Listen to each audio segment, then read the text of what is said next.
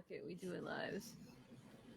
Hello! Hopefully you can hear us. Testing, 1, 2, 3. Just laughing from when we counted in for mic testing earlier. I know. That was great. Listen, it works, okay? There's a reason why I do it. Hello, everybody. There's supposed to be lo-fi music in here, and I'm not hearing her. That's rude. Why does it think I said How no? dare. What? Are there lemons in this game? One would only hope. The lemons. Go, rah, with us rah. all along. Rah, rah. The true lemons were the friends we made along the way. Goodness gracious. Oh my god, I must have lost like half of my music. no. There we go. Oh, no. No. We can vamp for you. I think I fixed it. I think I fixed I'm it. the music Just the now. Twitch ad playing. No, unfortunately, we do not have casual music, but we will have battle music later because I uploaded that recently. Actually, Journey. we could just try. Journey! I almost, if I read that just a second later, I would have done a spit take. That would be really funny. Oh, about the Okay. like lemon That- fanfiction. That's Yeah. fanfiction. Yeah. To be Oh, completely it's funny. honest, for a second, the first time, you said it, my brain did go there, and I was like, no, that's not. That I remembered the bit. Journey's right there with you. Journey's on the same brain while you playing. That's What? just revealing too much about where I historically spent my time on the internet. I say historically, like I don't still do that. Oh, bestie, same. Alrighty. Hi, friends. Welcome to Records of the Realms. You might know some of these lovely faces here on stream. Thank you so much for joining us today. Happy Pride Month, everybody.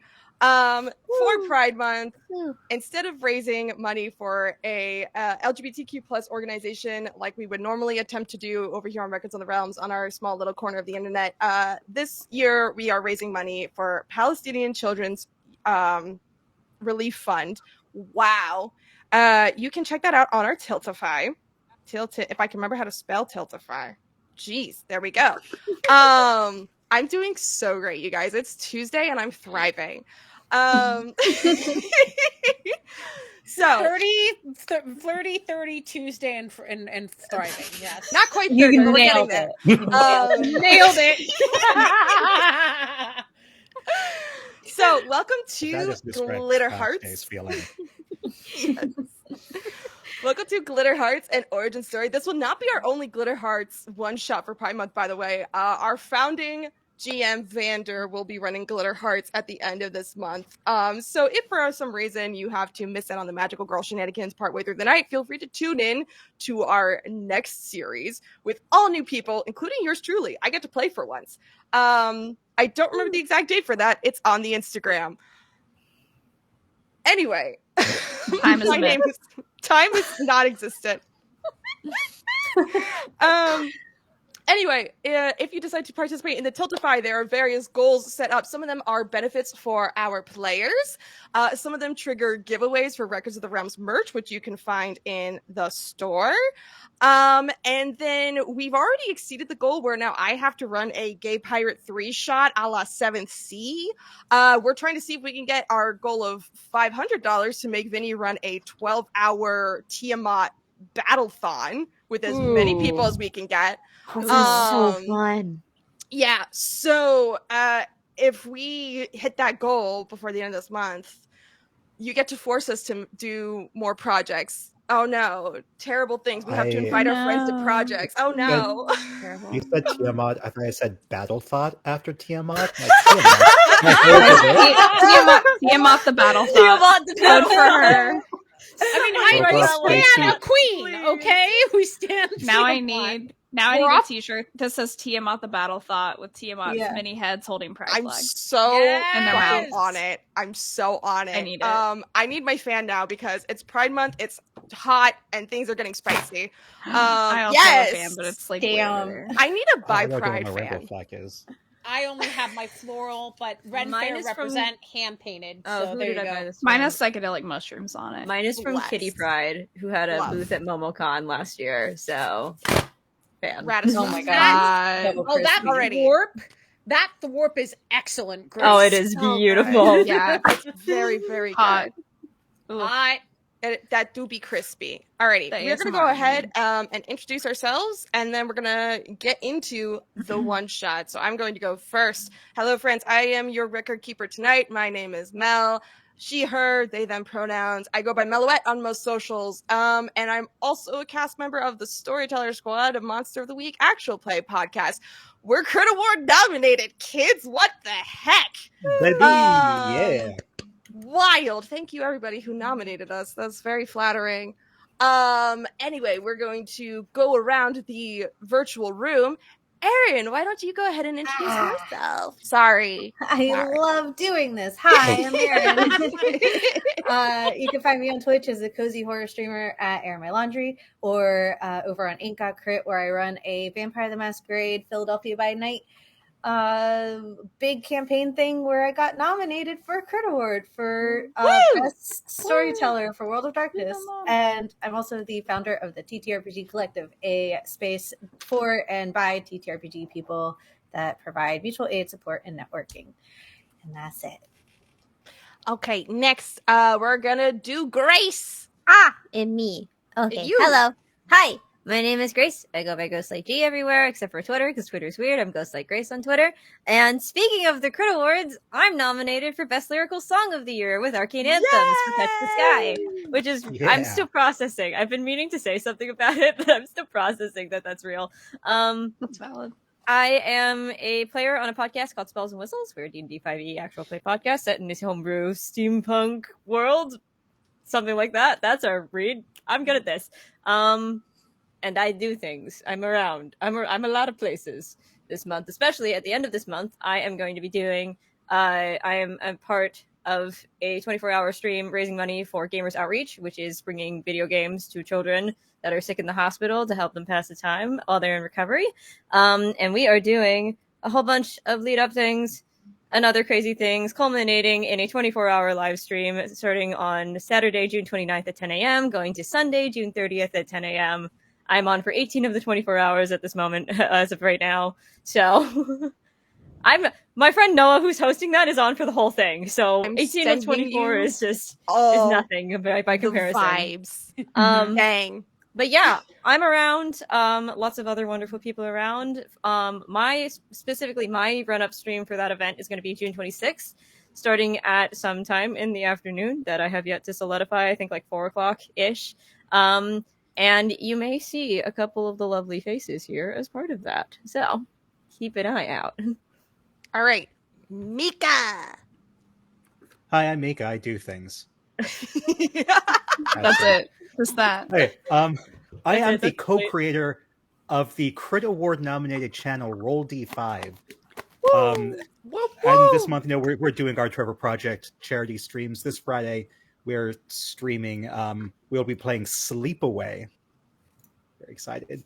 I'm also a cast member on The Heart is a Dungeon. We're in season 2 right now, where I play a little fey crow named La La Lemon who smokes cigarettes. You can also catch me on Talking XP, or on Wanderer's Haven for Horde of the Dragon Queen. For Tiamat or Battle Thought. And I'm also a cast member on Castleton. My first episode, I'm pretty sure, is going to be this weekend, where you will see my sweet, awkward lemon priest. Ooh. Of course, it's a lemon priest. All right. Let me just smack my mic. I'm literally the demigod of citrus fruit. I'm so sorry. Mariah, you're up, dear. Hello. I am Mariah. I am one half of the Table Talk podcast, which is every week on Wednesday, where we discuss everything to do with D&D and TTRPGs except the actual playing of them, because we are not an actual play. We are a discussion podcast about any and all related things. We have lots of wonderful, wonderful guests come on and share what they love about this crazy hobby we're all obsessed with, and it's a grand old time. I am also on Boss Jellybean's channel once a month for her Fade Arc Eclipse stream. That's a really good time. and I believe that's all I'm currently allowed to promote. There are other things, but they're not live yet. They're not allowed. All right, and last but not least, Jocelyn. Hello, my name is Jocelyn. I am so stoked to be here. I mostly spend my TTRPG days running a little homebrew world called Romithra, which is based on fairy tales, folk tales, and mythology.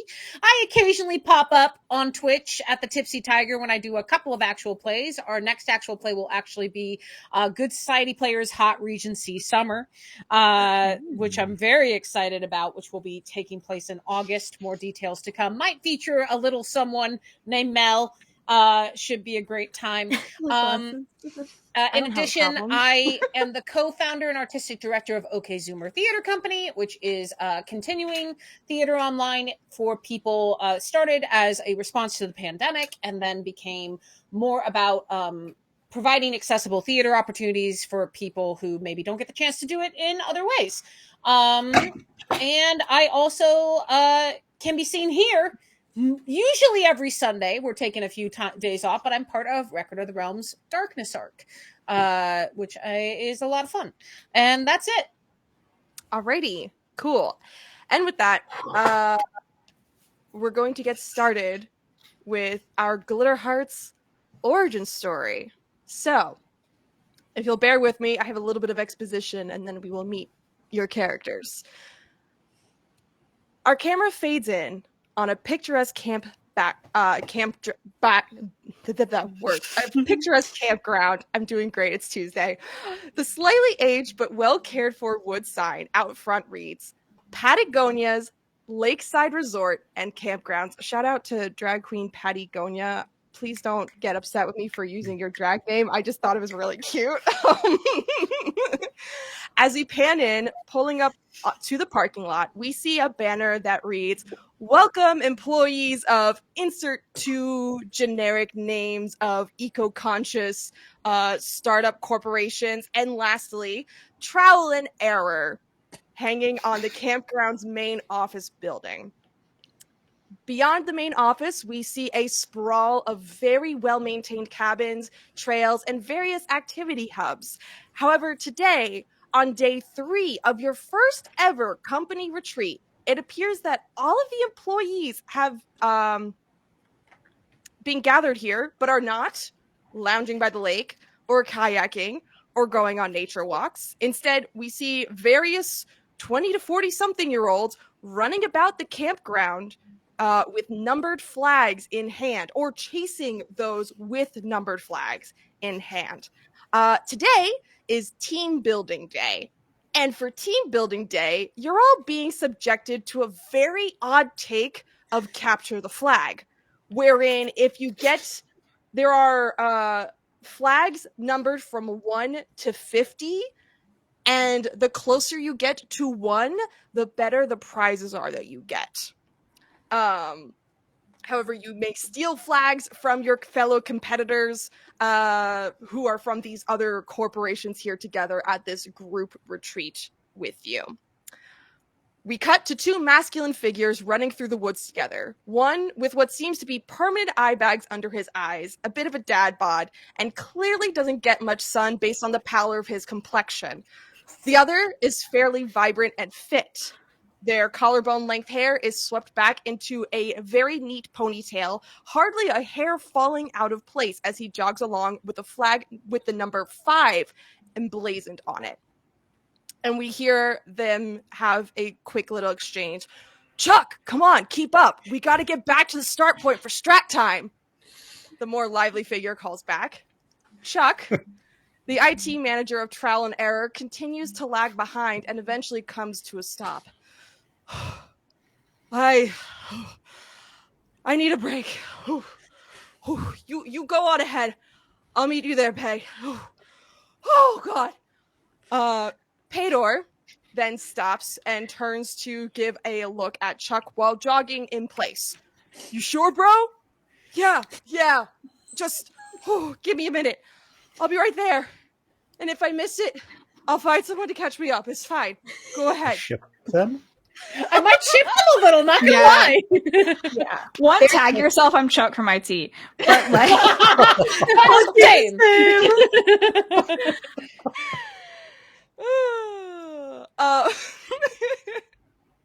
Pedor shrugs and simply goes, "All right, man, I'll come look for you if I don't see you," and they jog off. The game is afoot. We cut to a sandy sort of amphitheater style area as employees are racing in towards the stage to drop flags into their designated team buckets or try to tag those who have flags they covet before they get into the neutral zone, which is like an area defined in a radius around the stage. We get a sort of slow-mo run walk with the 5 of you, as some of you come barreling in, some of you with flags, some of you not with flags. The soundtrack in the back of my brain is, you know, that TikTok audio. I think it's like Mr. Blue Sky or whatever. Like everyone's like running super slow. It's, oh, the building's on fire. Grab the important things. It's that audio in my head. Yeah. So, to start, I'm gonna grab a D6 and I'm gonna decide which of you beautiful people has a flag. Starting with flag number 11, we've got Mika. Go ahead and introduce your character, who is carrying flag number 11. I am playing Citrine, who is a punk rocker on her free time outside of work. Kind of has a bit of like the corporate goth punk look going on. I don't know what else to say about her. What's like Citrine's expression as she's sprinting in, or is she just casually jogging in, or is she walking in? Like, how is she approaching the goal?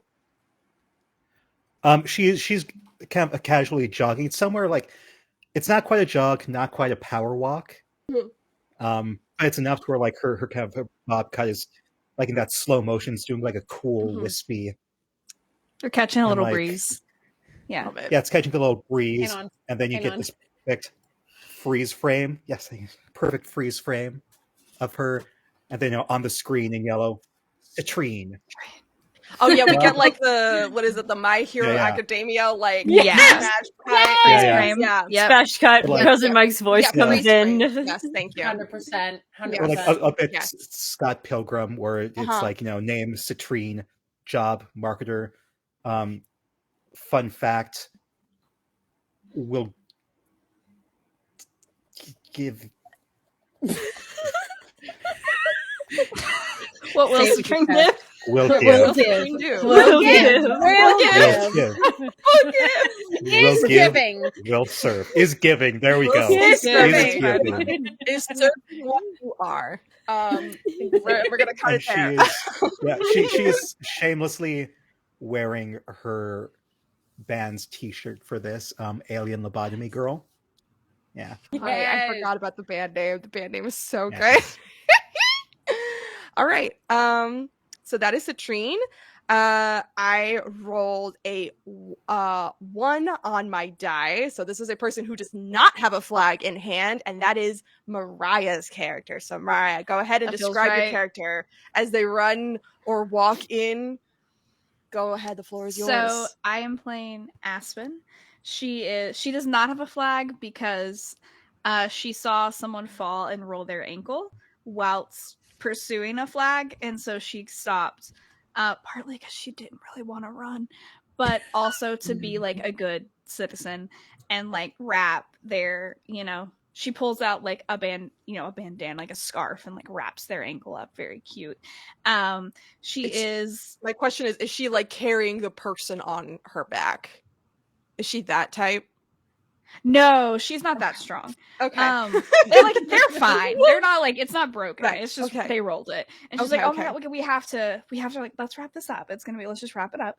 And she has on like a very like a long kimono, and she has like her long sort of golden blonde hair.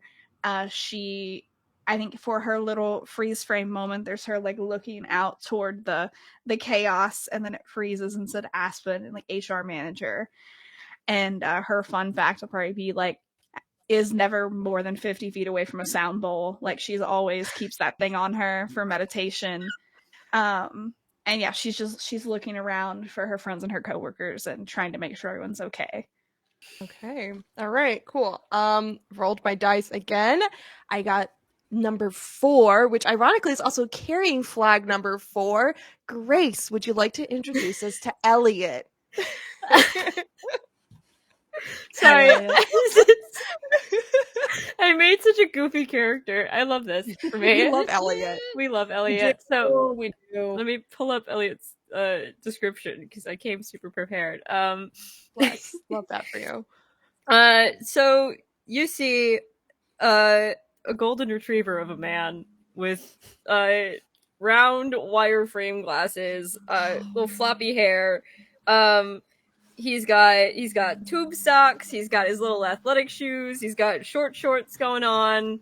And he's wearing a t-shirt that is like on the edge of being too small, but is like just like right fitting enough to be a muscle shirt, basically, if that makes sense.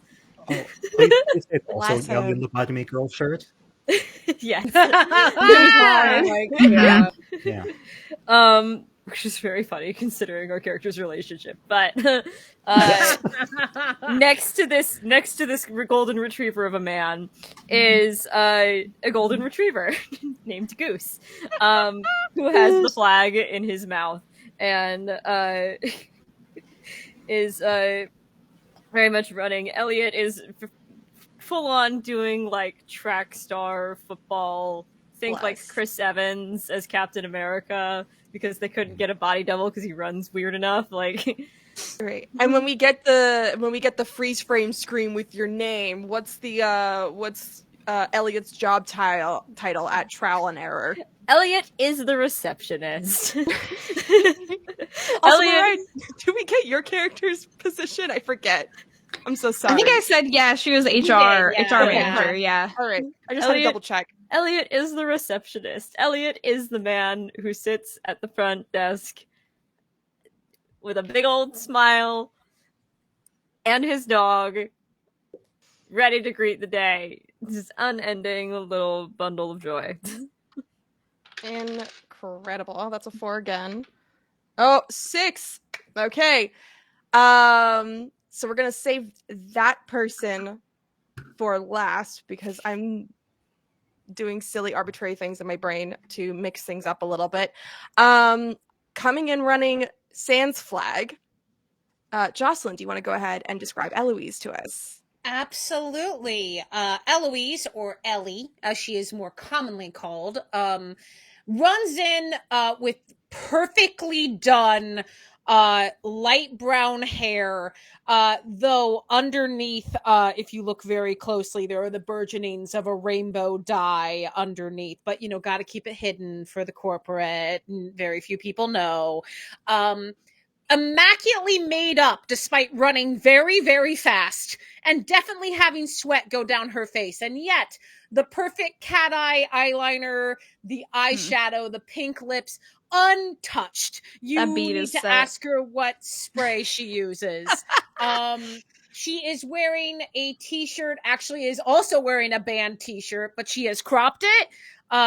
Is wearing a band t-shirt of her what is it, a lobotomy Alien lobotomy girl. Thank you. Alien lobotomy girl, but she has cropped it. However, she does not have, she's curvy. She's curvier than she used to be when she was the popular girl in high school, but is very happily showing a bit of belly, a bit of curvy belly, and running in bike shorts and sneakers, and looking honestly quite disappointed that she does not have a flag. Kind of is mumbling something about frickin' Pater and his frickin' flag. And when you see her green text pop up, you see Eloise, office admin, office manager, fun fact, green thumb, parentheses, ask her about lavender scallops. That's so specific, and I love that. Okay. And they're really cool guys, trust me. And last but certainly not least, Aaron, if you would like to tell us about Carla, you have the floor. You come in with flag number 2. Sure. Ooh. So I think Carla Marks is going to be carrying flag number 2, like kind of under her armpit, while she's like on her phone trying to get into the Slack group chat to say like, hey, are we, it's like to Ellie, like at Ellie to like kind of call her out, like, hey, are we getting paid for this retreat, or is this gonna be like on our own dime? And like as per the employee handbook, page 212, paragraph 3, it says that all company funded retreats are going to be PTO for the employee. And I like just cite the whole fucking thing while I'm like holding this thing. I'm not running. I'm not this, to me this is like the fucking Friday jeans day. So she comes in, and as she presses send, it goes like the red text. It says Carla, and it says no gods, no masters. Let's fucking go. My phone buzzes. My phone buzzes. I'm panting. I look at the message and I type forward Aspen. She's asking me about HR stuff again. Can you please help? Yeah, I think Aspen was just like, here's her phone buzz, and then just takes a moment to just like lay down in the grass and just enjoy the sun. And like pulls out her phone and is over her head, like, and she'll like Ellie's photo, like with the thank you react, and then reply to Carla, be like, yes, we're definitely getting paid. This is just a team bonding activity, but it's still work.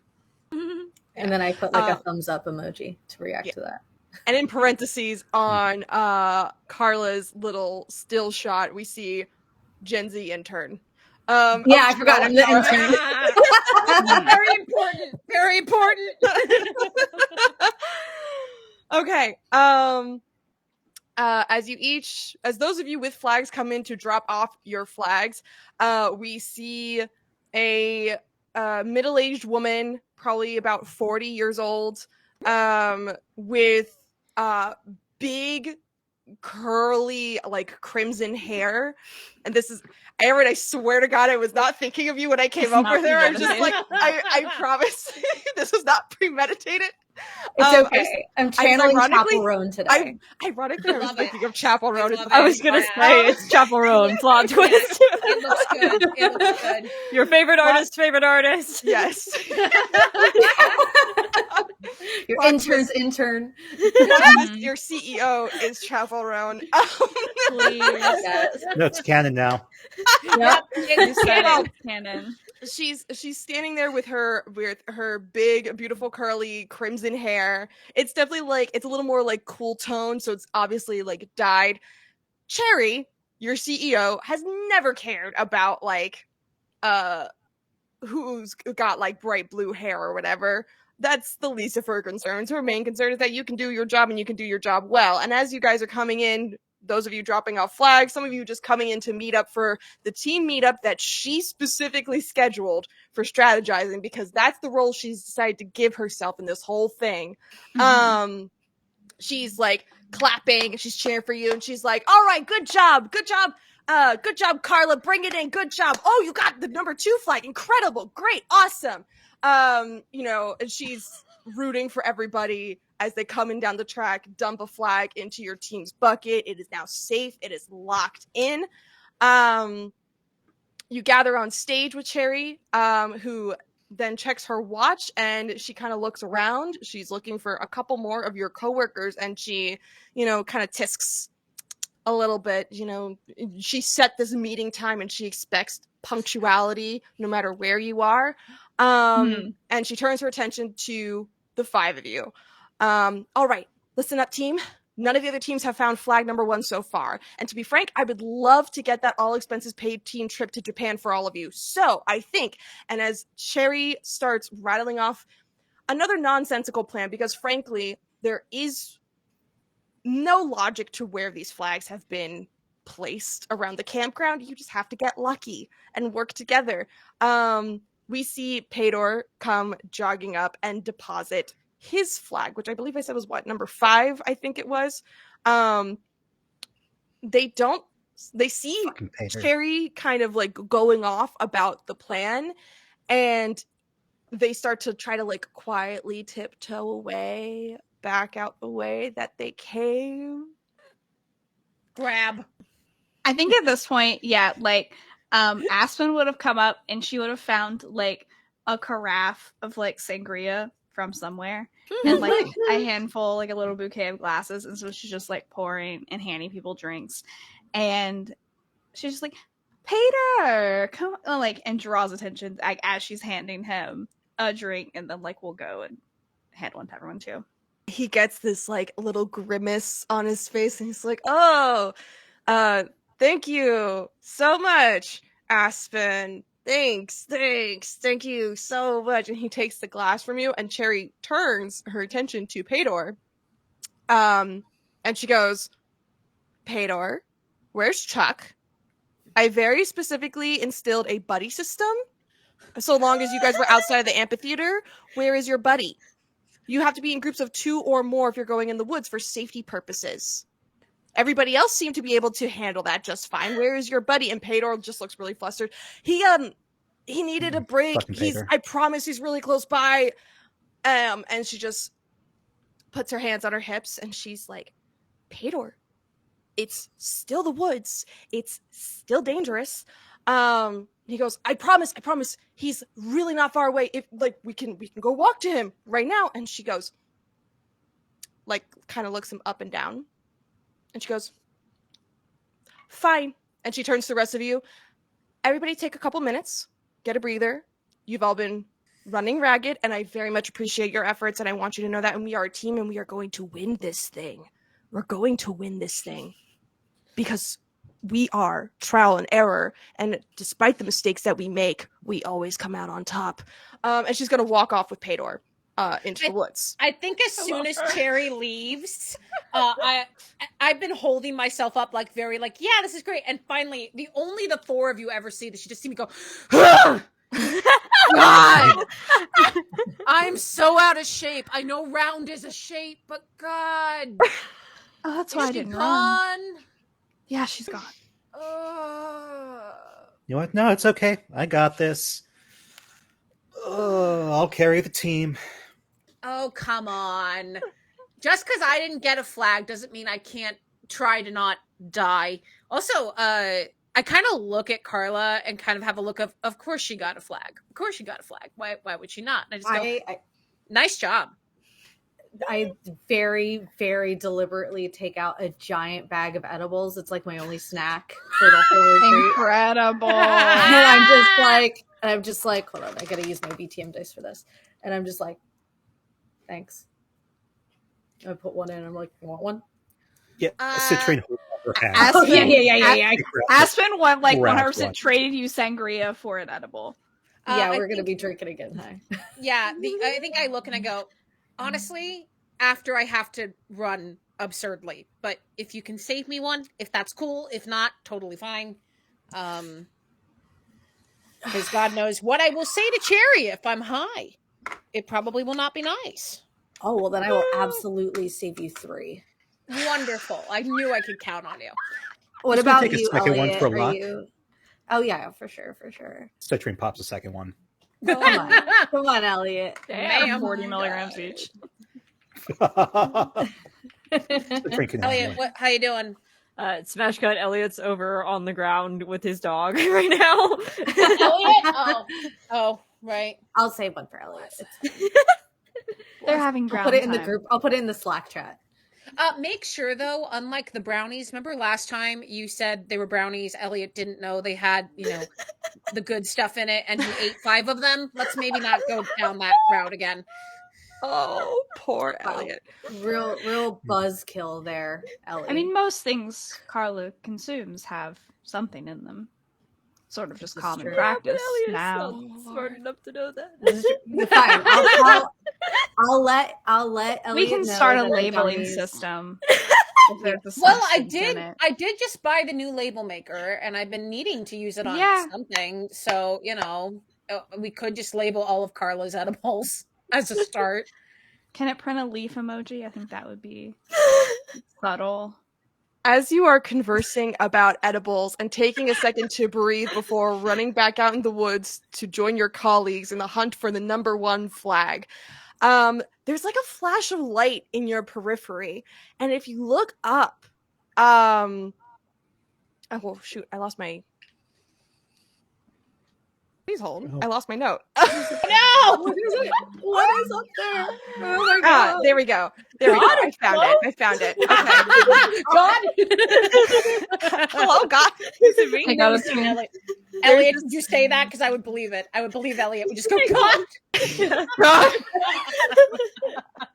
This is my time. There is this flash. That's of what light. happens when Elliot eats edibles. There's this flash of And this light. is why we label them. I'm sorry. You look up, and something is falling towards you out of the bright, sunny blue sky. It's a little hard to see because you've got like the sun glare in your eyes, but there's like a dark shape falling towards you. It could, like maybe a small animal, a cat, a puppy, Cat. a squirrel, maybe falling out of a tree. Like maybe it's hurt. Like it's a small creature for sure. So it just landed, or it's still falling? It's falling towards you out of the sky. I am giving the opportunity if anyone decides to react. Definitely gonna be like, my reaction. oh! Go ahead. Go ahead. Oh, my reaction is just to turn to Carla and say, "You made some good ones this time, kid." I think being one of the only ones who did not take an edible, I look up and I go, huh! And I'm gonna try to catch whatever is falling. You catch a unicorn plush. And each and every wait. single one of you recognizes this unicorn plush. But before we get, actually no, yes. And we're gonna quickly flash back to some of the leisure activities that each of you were taking part in this weekend. I already know that a couple of us were doing puppy yoga. Yeah, we were. A couple of us. I would love to hear what Citrine's leisure activity was leading up to day 3. Citrine's leisure activity was sip and paint. Nice. And Okay. So we had sangria earlier, is what? Yes. Mhm. Sangria. Yeah. So Yes. huge ass glass of sangria. Like she brought her own glass, like from home. Like pulled it out of her. She bag. brought like a Stanley, like a 40-ounce Stanley. Yes. Yeah. Incredible. good And for her. probably like added a little extra shot. What if it was one of something those in there, gimmick, too. those gimmick glasses where it's like, can fit entire bottle of I wine? was gonna say, Yeah. I have Yes. one of those. Oh, Or like yeah. a hurricane glass that's like really Yeah. tall. Yeah. Like the ones That's you get exactly ones. it. Yeah. Yeah. And she I is won that at my painting- half sister's bachelorette. And she's painting like the most horrendous. Like it is not a good painting. But she is having, like The it best doesn't. time. She's got major RBF, but like on the inside, she is having the time of her life. Well, on the outside, she's just Yeah. I love her. And you've been having a couple of drinks and you turn back to, you have like your palette kind of set off to one side. Like you've got room to spread out because there's only a handful of people that actually wanted to paint at the retreat. So you guys have 'Cause they're weak. space. Yes. Feeble-minded. You turn back to your palette to go mix up some paint and suddenly you see a unicorn plush sitting right by your palette. And it definitely wasn't there before. And as you look at it for a second, it's almost like your eyes are drawn to its beady little eyes. And when they meet, its eyes briefly flash yellow. And then we cut to Carla's leisure activity. Can I touch it with like my paintbrush? Like, Yeah, absolutely. You can boop it with your Yeah. paintbrush. I'm gonna boop it with a paintbrush. Yeah, you boop with the paintbrush, and we cut to Carla's leisure activity. Carla, what were you doing for funsies? I think depending on what was Chuck, can I have Chuck tag along, or was he doing something else with somebody? I believe 3 folks were doing puppy yoga, including with Chuck. I'm so sorry. For some reason, my brain was like, Chuck is a player. No, Chuck is an NPC. Yeah, you can absolutely be chilling with Chuck. Yeah. I think we're bird watching in the woods, but since Chuck is my dealer for a lot of stuff, we're just kind of like shooting the shit and like talking about like why pigeons are actually government made and aren't real, and it's just we're having a really good time. Birds are Great. drones. Birds are drones. Incredible. Birds Yeah. are drones. Chuck does, in fact, actually have a pair of goggles. He actually is an avid birder, but he likes to get high while he does it. Yeah. And you know, you're kind of like having a laugh, and he just goes, "Wait, hang on a second." And he pulls his binoculars away from his face, offers them to you, and points to a tree nearby.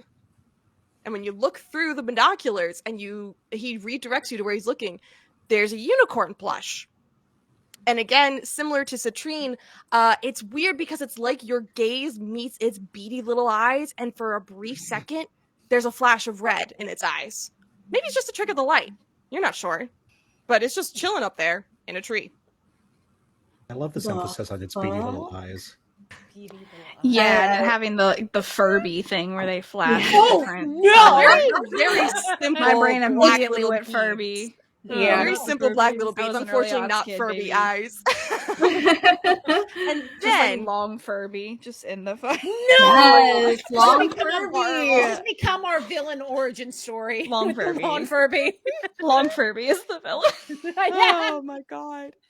Oh man, now I have to pause the one shot and rewrite everything. Oh, long Furby. We're off the BRB Long Furby screen. all along. Whoa. So we cut again to our last three individuals. They are at puppy yoga.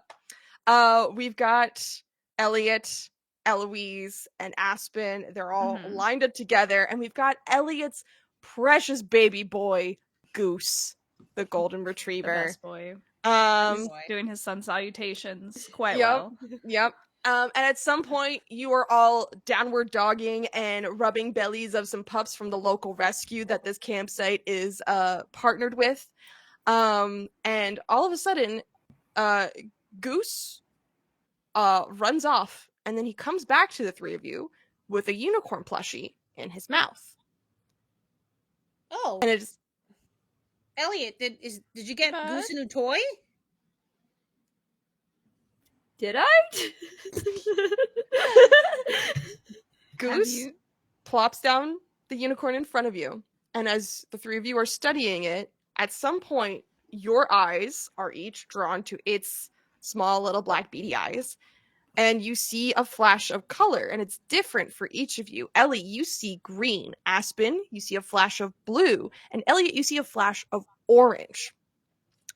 And then we cut back to the present, where this unicorn plushie has just fallen out of the sky, and Ellie has just caught it, and all of a sudden, it speaks and begins to move. I throw it. And then it gets thrown. Ah! I'm sorry. Carla, did you put an edible in my sangria? No, you asked me not to. And I look at Elliot, I'm like, Goose, go get it. You see the unicorn plushie is like up and moving, and it starts walking around like, no, please do not sick the dog on me. And Goose starts Can we all hear coming that? over, sniffing. Yes, you can hear. all Am I not hear the only it. one who hear it? Oh, thank God. Okay. Yep. I mean, I hear something. I hear a sound coming down here, and it starts waving its little stuffed unicorn leg, just like waving Aspen it like waves at crazy. Goose comes over and sniffs, points its little unicorn leg at it, and goes, "Sit. I do not want you to pick me up again. Sit." And Goose sits because he's the goodest boy. Truly the goodest boy. He just like Also, wags his tail. Carla, I'm so sorry. I didn't want to insinuate that you would have done anything that I didn't ask for. I just panicked because that unicorn plushie is talking. Yeah, no, I thought I was the only one that could see it. I feel like I'm so fucking high right now. Same. Yeah, we are. It might be that. Well, can confirm no. You are not Unfortunate. high. Unfortunately. Highly debatable. Might be a little bit high, but I am not a hallucination of being high, if that is of any consequence. Fair. Yeah, sure is. Anyways, listen, I don't know how to tell you this in more simple terms, other than to say your home is in danger, and my magic tells me that you are the most capable ones to help. So, if you're up for it, I need you to become magical heroes so that we can prevent an alien queen from taking over your planet. Does that sound good? Oh, it's Are what I've you- always dreamed of. Yeah. Are you You serious? are That sounds I mean, great. far too I mean- accepting of this, but also that does yeah. sound really cool. It But might just like be a part of the lot thing. smoother than I expected. But like our home is I was in being danger. What do you sarcastic. mean? No, From like I'm not. I mean, No. we're supposed to be like open to experiences while Oh, we're wait, here, you so were I being was just gonna sarcastic? kinda roll with it. Ellie definitely has a Yeah. moment looking at Citrine because I think Citrine is way cooler than me, of like thinking Citrine and I were on the same page, realizing we're not, and now feeling very, very awkward. oh, And just being, I mean, what Carla said, since our world is in danger, wouldn't we want to help? I look at Carla with a look of millennial looking at Gen Z for validation. Please think I'm cool, please. We're going to take a brief second to cut away from this, like, hey, please accept magical responsibility moment for some off-camera villainy. Dun, dun, dun. We cut back to Chuck, catching his breath as he sits on a tree Don't stump. you dare hurt Chuck. Yeah. I mean, if you need to, do it, but The camera zooms in slowly as he closes his eyes, taking a few regulating breaths, and then a quiet voice rings in his ear. Once upon a time, we hard cut to a wide angle of Chuck lifting his head, getting up from the tree stump, and walking off wordlessly deeper into the woods, away from the buzz of the Capture the Flag game. into the woods. And then we cut back to you guys. my dear. As you tried to grapple with the idea of Into potentially my becoming dealer. magical heroes. Yes, I love that Into the Woods reference. I was in that show. You brought back so many memories.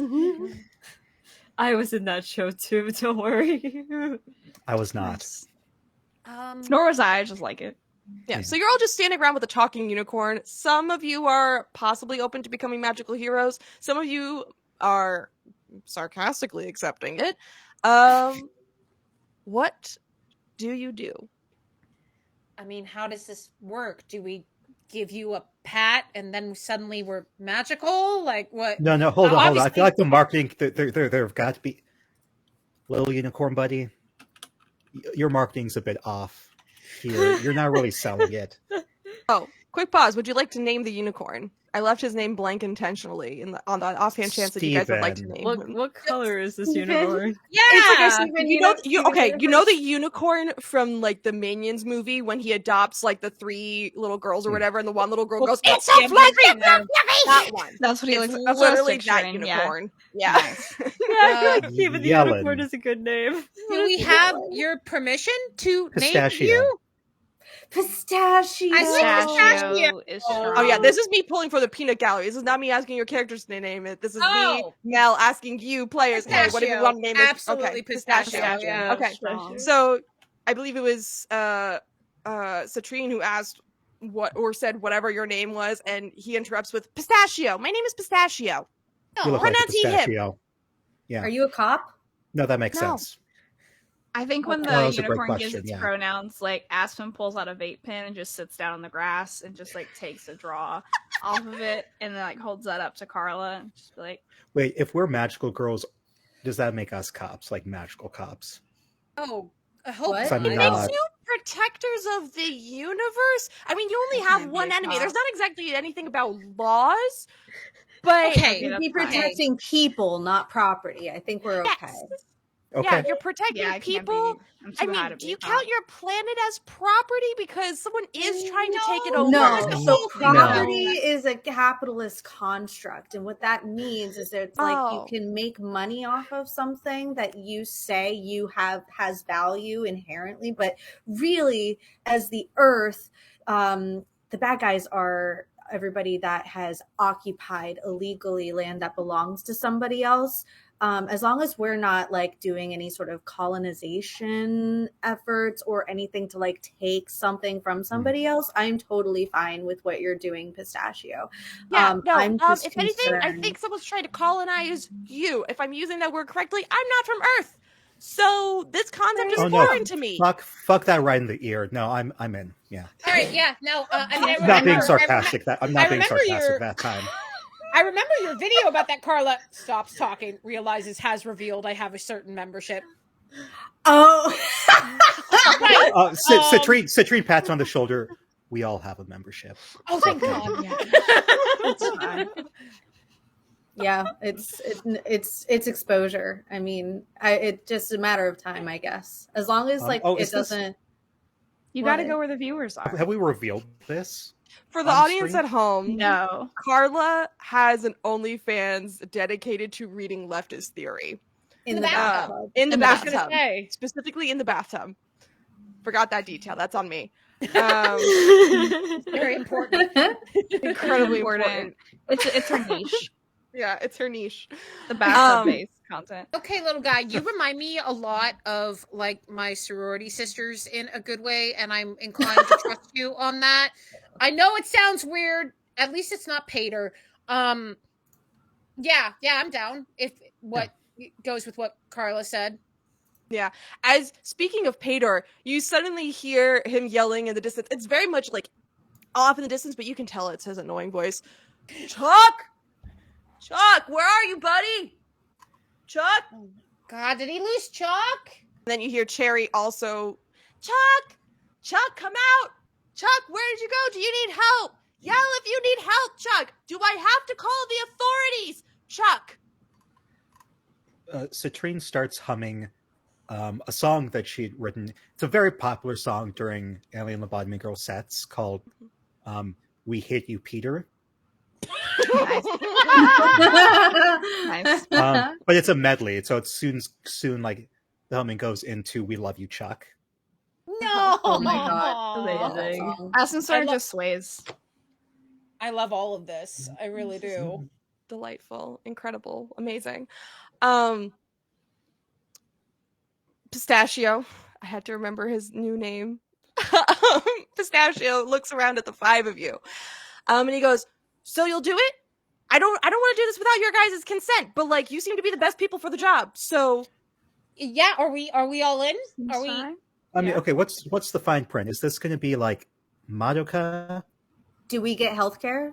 I don't know what a Healthcare. Madoka is. Don't we already have Aspen? Do we not have healthcare? You guys definitely have healthcare. I was gonna say, I think we have healthcare. Yeah. I don't think it's really going good to cover healthcare. this, though. Oh, right. It's not going to cover like magical powers. Yeah. No. Yeah, The because benefit there's is that might- definitely That might be a different policy. the benefit is your I have to planet check. doesn't get destroyed and you get to live. Okay. All right. Also All right. fair. Yeah, all okay, right. fuck it. I'm not doing Okay. anything right now, anyways. Yeah, I look at you, Carla, like, what do you mean you're not? Never mind. Just getting high on a fuel, my guy.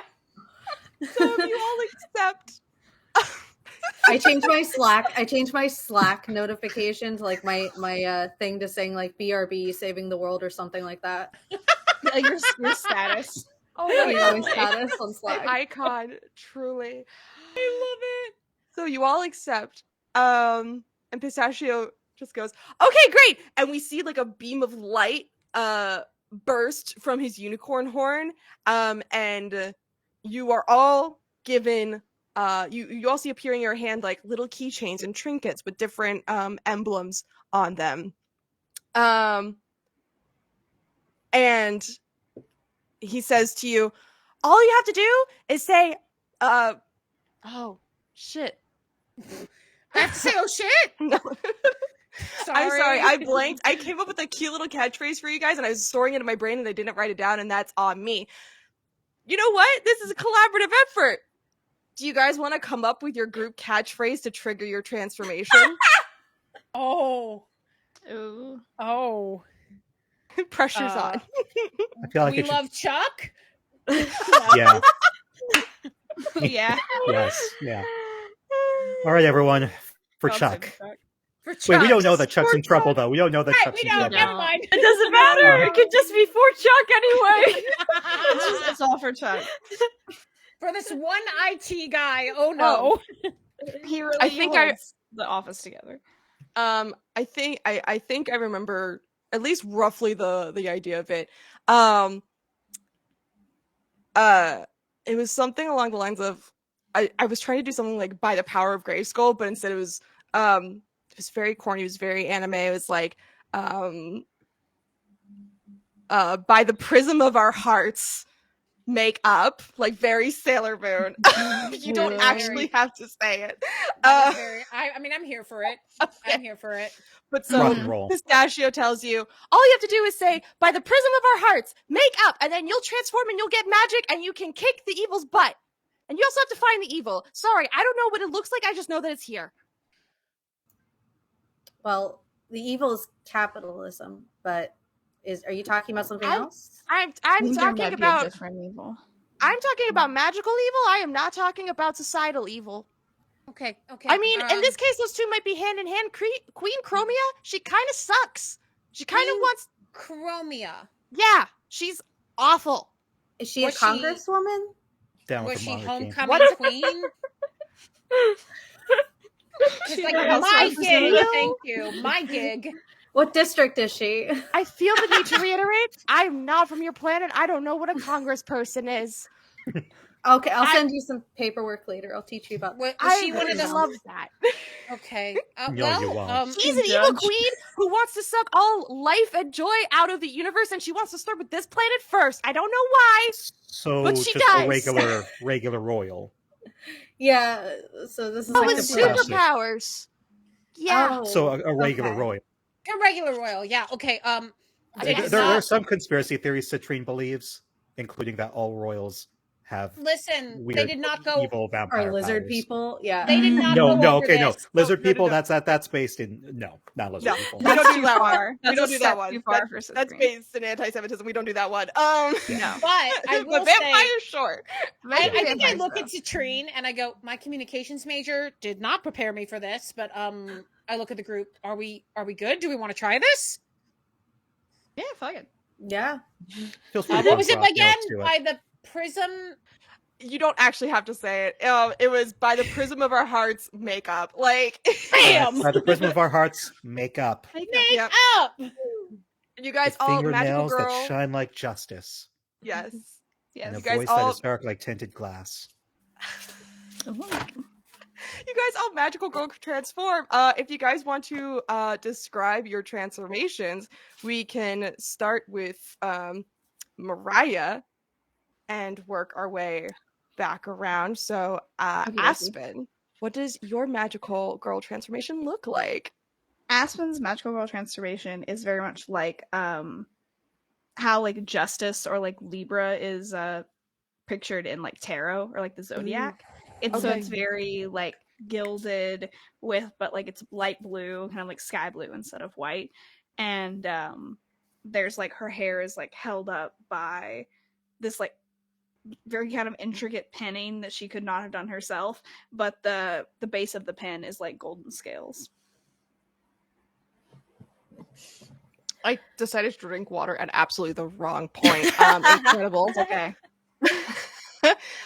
Jocelyn, if you would like to describe Eloise's I transformation. have no apologies. Sailor Moon is my favorite anime. 10-year-old Jocelyn is screaming right now. Let's go. As Ellie holds up the emerald pendant in her hand that has an image of a potted plant on it, she says the words, the pendant flies up into the air and comes back down into a circlet. The circlet quickly turns into like a flower crown with the emerald in the middle, and it's like wildflowers around their head. Their hair shortens, gets shaved up one side in an undercut, gets short enough that you can see the rainbow that she hides under her long hair. You then see corseted top, but just loose enough to move in, and a pair of goddamn flowy pants and Yes. hiking boots. Yes. So it is like a tree. She has brown flowy pants and like a laced up feminine green corset, and she looks at herself and her nails, which are now green, and just goes in a lower voice, "Oh fuck. Oh, this is awesome." All right, Citrine, you're next. Oh god, my first thought was just like pantsuit. I love that though. Pantsuit. Like, That's do pretty whatever great. your heart calls to. It's just pantsuit with like big, cool shoulder armor. 80 Is shoulder this like pads 80 with shoulder armor! pads. Wait, Yeah. I need Yeah, clarification. Is it like that one guy from Eurovision this year, the Europapa guy? I didn't watch Eurovision. He had these massive Big shoulder pads, Juice, I think yeah. his name was. Yep, no, that's exactly Yeah. what it is. He's like these massive solar cartoonishly pads. massive. Love that. I'm not going to put these on stream. Little tiny angel wings Yeah. on your back. Her I'm not. there are. She's got a fun like this. A giant lemon lapel. All right. Some safety pins and stuff because it's punk. Hell yeah. Punk pantsuit. Nice cat eye with her cool pantsuit. I'm just coming up with this off the top of my head because for some reason I didn't think about what my magical girl would look like. Oops. It's okay. I love what And you're then a coming up with so mohawk. far. I love a mohawk. Nice. This is very punk rock. All right. Elliot, you're next. I know one of my friends is watching this, and I know he loves this show, so this is about to be a real treat for him. But if you're a fan of Jujutsu Kaisen or My Hero Academia, think Tiger and Toto. I Yes. have to look up these So- characters now. I were think I sent it informed during forever session ago in the 0. side chat. We were. So I almost said Mika. Mika is the human being. Elliot is the fictional character right now. I forgot my character's name. Cool. I'll be Elliot. Switch characters, go. I dated an Elliot once. Probably the nicest guy I ever Legitimately, dated. Great guy. Legitimately was just like, his name is not Mika. Mika is a person in this call. My character's name is Elliot. Oh god. Oh fuck. Okay. Elliot's magic color is orange, so Elliot is fully just like big, sparkly orange outfit. Think like the frilliest fucking skirt you can think about. Again, with like the tight top with the sleeves that are showing off his muscles, and of course Goose gets a big fuck you bow as well to match. Yes. So- Oh my god, Goose is part of it. Does Goose have shoes? Of course, Does Goose get is little part of it. shoes? Goose is Little little booties. platform boots. Oh Yeah. my god. Or like little cuffs around his little paw ankles. Yeah. Oh. Yeah, little Cute. anklets. You get, Ugh. you get a bow, and then you get, but the bow is big enough that it's like the little extra piece. Ribbons. Yeah. Yeah. The tails. Yeah, Yeah. Oh. the tails. That's the word I'm looking for. The tails of the Oh my bow God, are long precious. enough. So he has like a little cape, Oh, like baby. like Ace the Super Dog in ZC Comics. Yes. I love this. Okay. And then last but not least, Erin, describe Carla's transformation for us. I think that she's like holding her phone and like the red lights kind of like glow and like transform her digitally. And she turns into like all leather, all like punk kind of, and very communist coded. She's got a hammer in one hand and a sickle in the other, and she is known as the Red Valkyrie. Ooh. Yeah. All right. Citrine I- is lemon drop yellow. Mine is the Expedient Emerald. And then a couple of us Mine- are working. Oh, go Yeah. ahead. I think mine is going to be Justica. Oh, Yeah. Okay. All right, cool. Oh my god. I look at the group and I go, okay, hot as hell. Now what?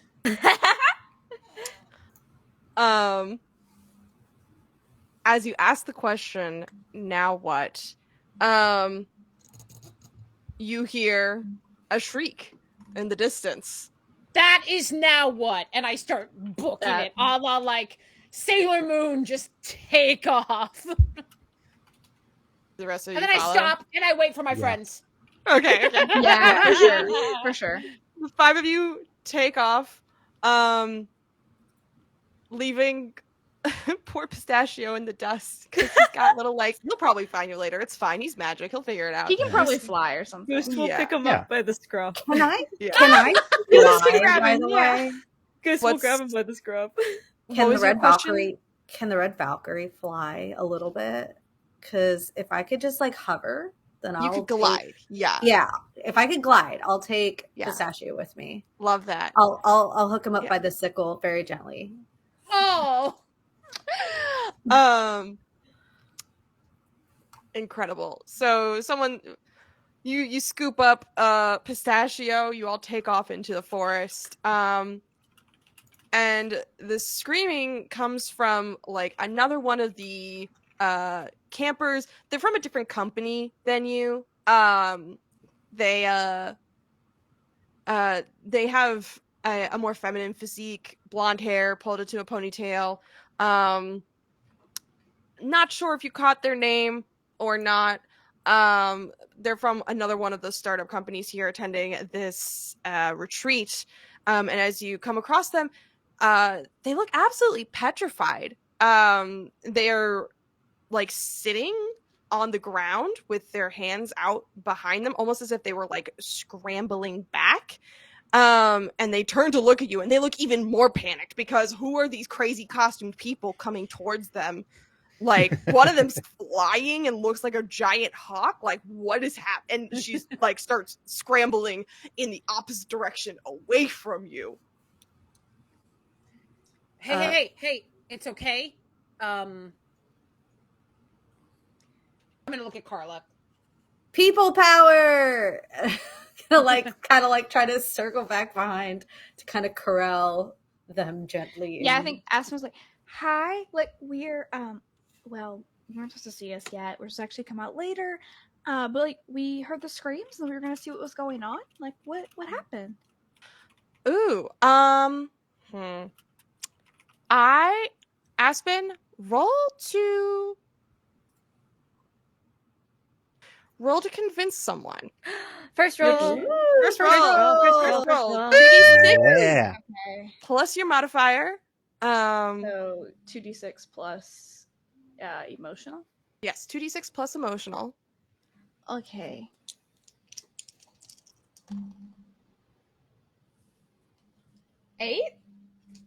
An 8. Okay, so that is a mixed success. Essentially, you're trying to convince them not to go like running off screaming.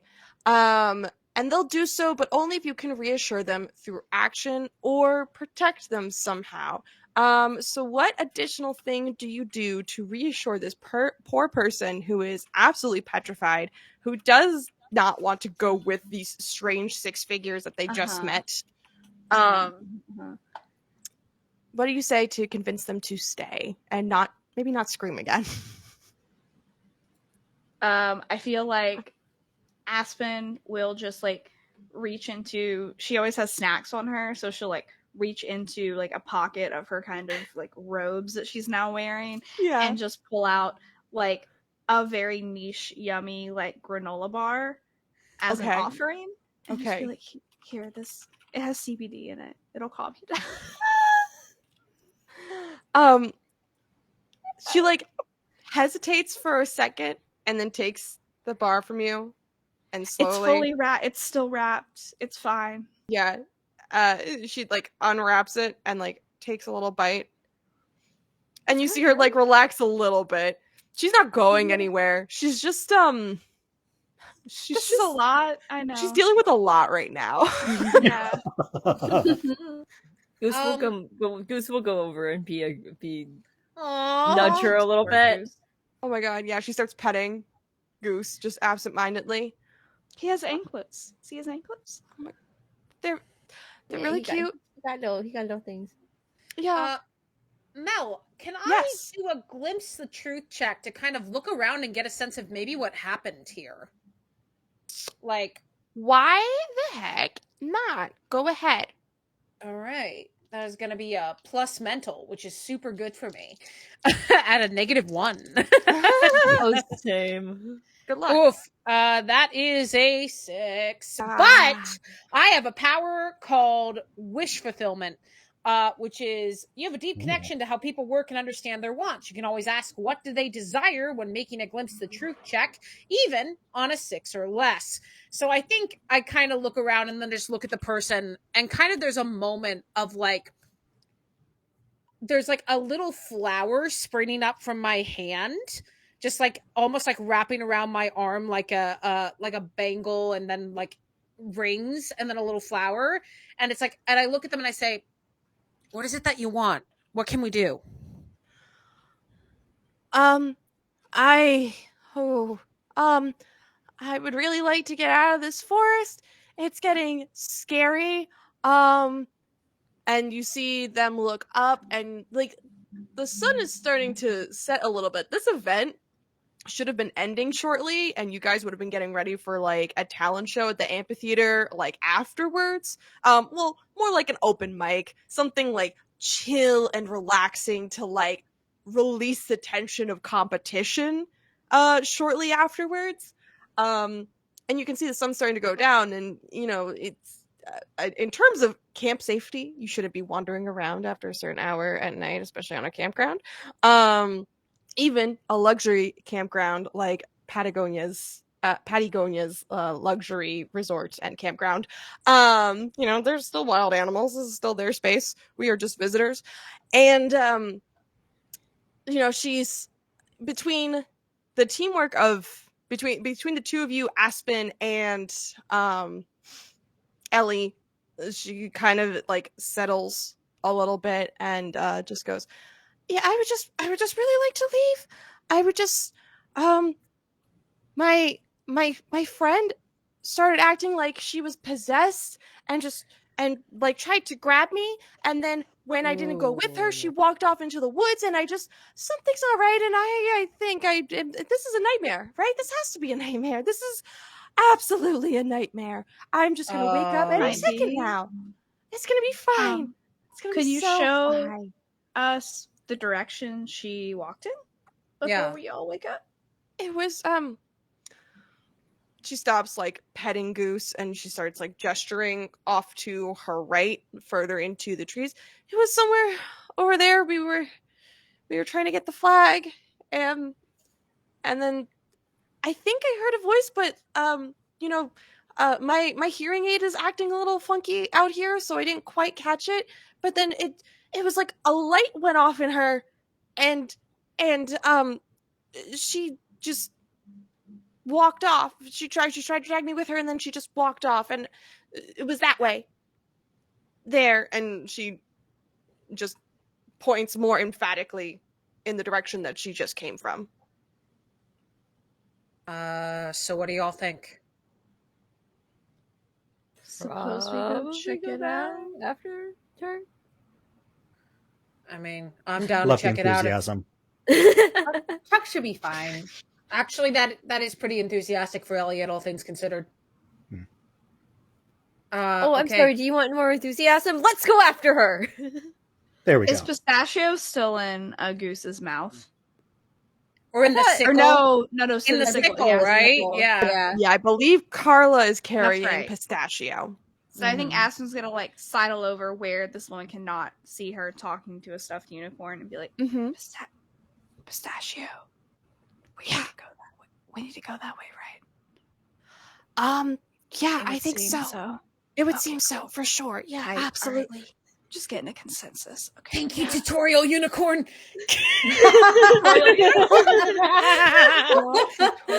Give me some Luna vibes. Anyway, all right. I don't want to make the decisions, but I think, Yep. Tally and ho. I think, Carla, you definitely see a moment, even in Magical Girl Standing, Ellie still almost gets the confidence and then nukes it, just dead. Yeah, I think that Carla's sort of like noticing. She doesn't say anything yet, but I think she notices that Ellie is different, like really channeling her inner like girl boss. And I'm sort of like, okay, let's keep an eye on this. So she'll make a note. But still chickening out though. Still like, I don't want to be in charge. Girl. All right. Goose just like, is Goose willing to go, Elliot? Or is... Goose will go where he is asked. Specifically where Elliot asked him to go. So Goose is coming with us. Goose is in fact the goodest boy. I am dragging this dog with us everywhere. The fearless Goose. The fearless and wonderful Goose. What love do you all ghosts. do about this poor frightened individual? Oh who is shit! just We here should.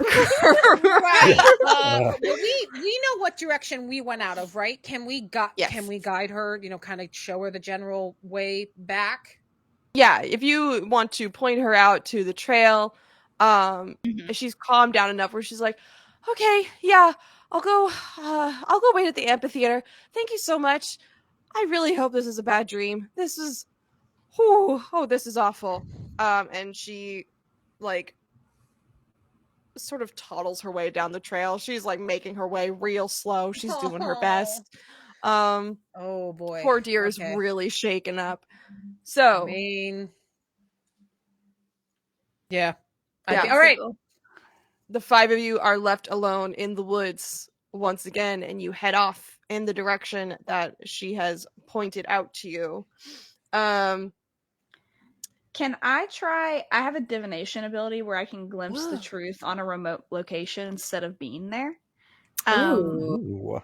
Can I Love try to use that since we have a general direction? Can I try to just like mentally spear out and see if I see anything? Oh, so you want to do kind of like a sonar, like radius type of thing? A little bit, if you'll allow it, or just like in that direction, kind of like because it's a glimpse the truth roll. Right. I just don't have to be in the location. I'm here for it. I don't maybe know like just like a little bit ahead of like where that like lady ran from. Yeah. Go ahead and roll me a glimpse of the truth as you guys head into the woods. Okay, so that's Into the woods. Plus mystical. No. Light is not good. have The sun's no going fear. down. No one should. The woods are just trees. Wait. Okay, so it's like I got an 8. So this is on a 7 to 9. Hold 1. What does that Correct. mean? So, great question. In this case, for Glitter Hearts, hold 1 means you get to pick one of the questions listed below. Oh, okay. Yes. Let me go to the ability then. Boop boop boop boop boop. Glimpse the truth.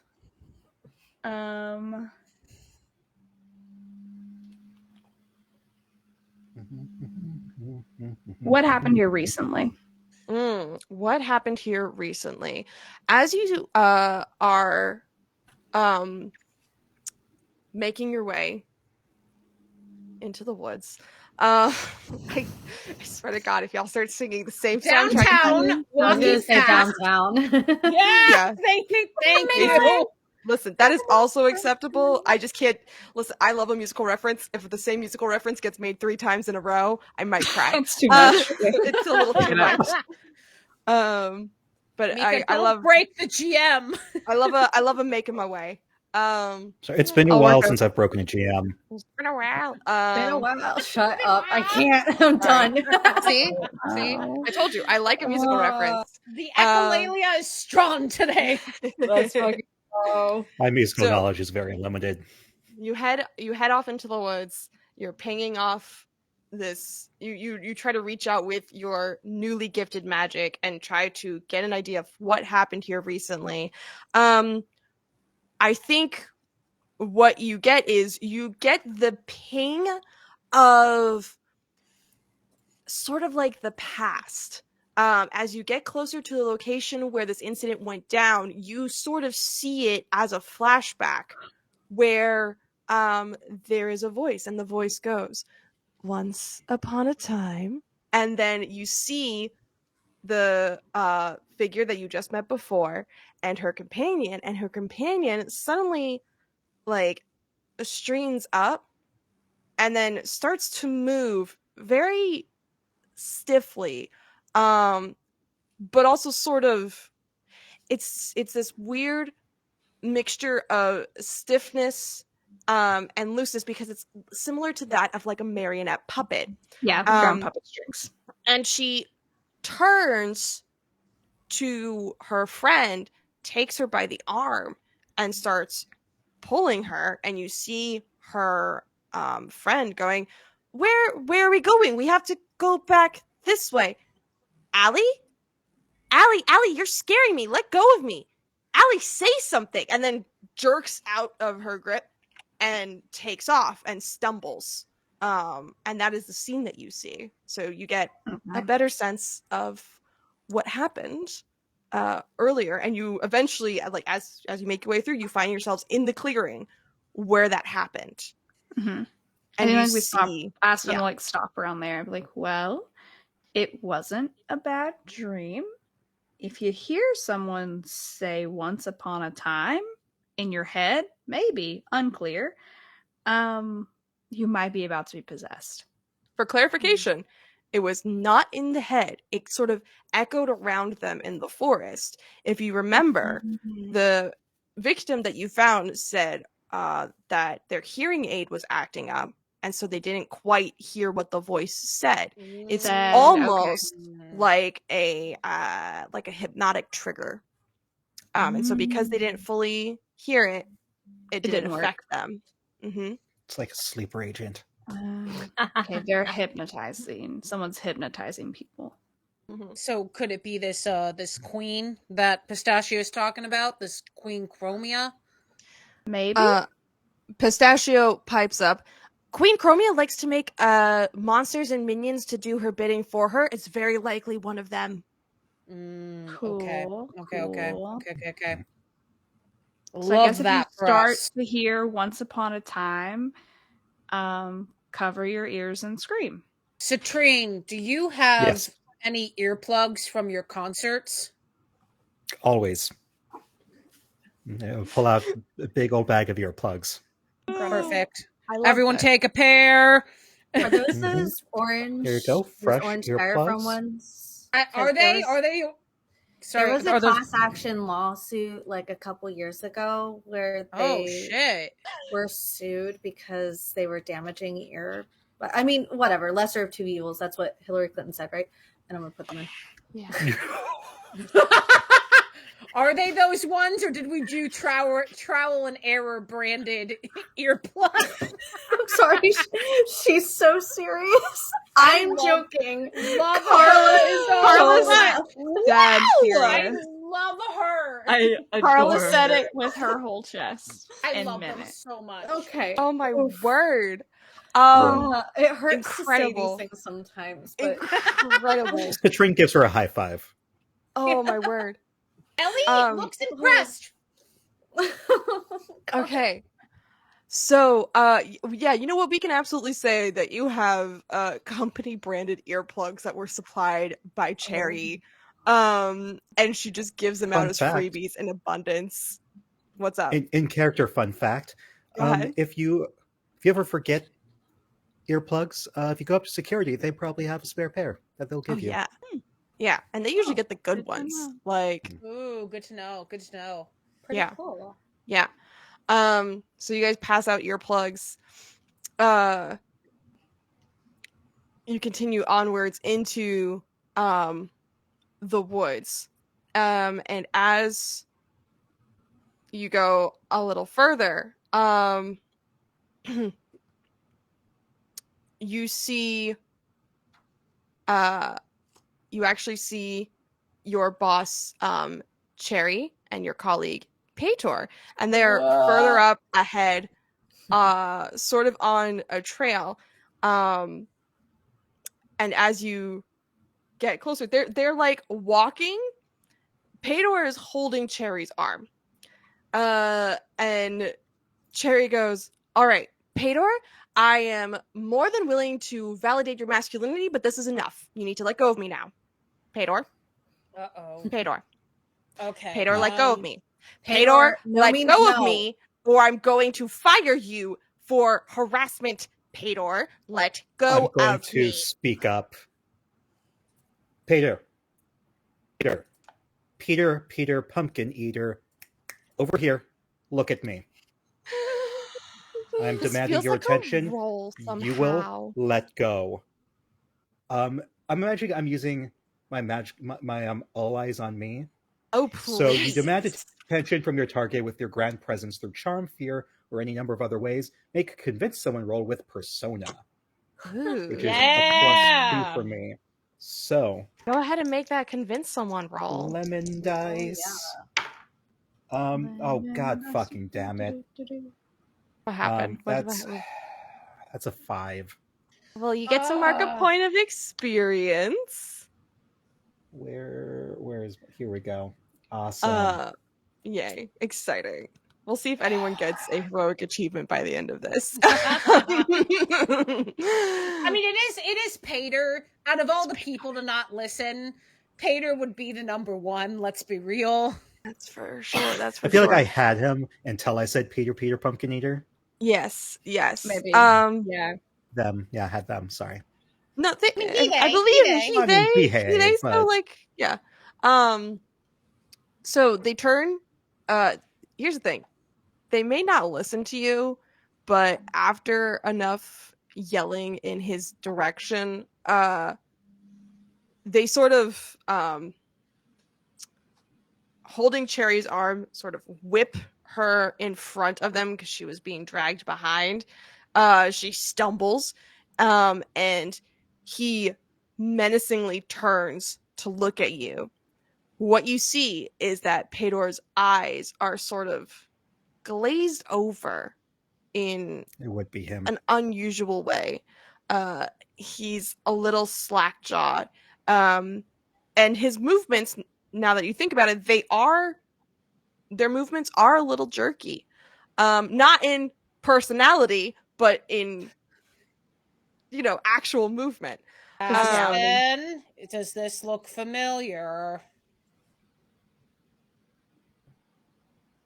I look at Aspen. Yeah. Yep. Hi. Okay, so Cherry does not look. Cherry is fine. Hi, Cherry. Can you pull out of his or no? Who are you? I kind of look and realize, Oh, fuck. I forgot that we look like this. Okay. Okay. I'm Carla Mark. With figments of your imagination. Do we have the weird bullshit magic filter over our faces? Yeah, you have that working in your favor. You're transformed. She does not recognize any of you. Some of you straight up have absolute like crazy hair changes. Yeah. hi. Some of Hello. you have like some slight gender shifts. So, like I'm so confident that say? she does not know who the intern is that I say my full name. And I'm just like, Give your social security number. yeah, She would have no idea, truly. Harry has time. Okay. We Oh no, don't- Mel's thinking though. do you actually give her your full name and Oh, yeah, social yeah. security number? No, I don't give my social, but I definitely am like I'm Carla Marks. For sure. Ooh. I think this is one of those rare moments where Cherry is just very detached from reality, and she goes, "You're not Carla Marks. You're not my intern." Oh God, she knows who I am. Okay, no, you're right. Why are you trying to Yeah. impersonate my intern? I could sue you for that. Do I it. don't think you can. I don't think that's something you can do. But I look back at Aspen. First, you need her real name, then. Okay. There's a lot here that we don't have time to unpack. But We don't have much time to track all of that.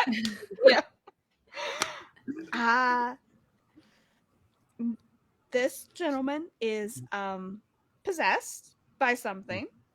Yeah. We think. So we need to get you away from him and see what's up with that. Sort of the order of operations that we're trying to go off of. Right. About that. Pator, let go of me. Yeah, I don't think he's not going to listen to you, I don't think. Yeah. He's not ready himself. As she I'm gonna yells punch for him. Do you actually punch Go him? for it.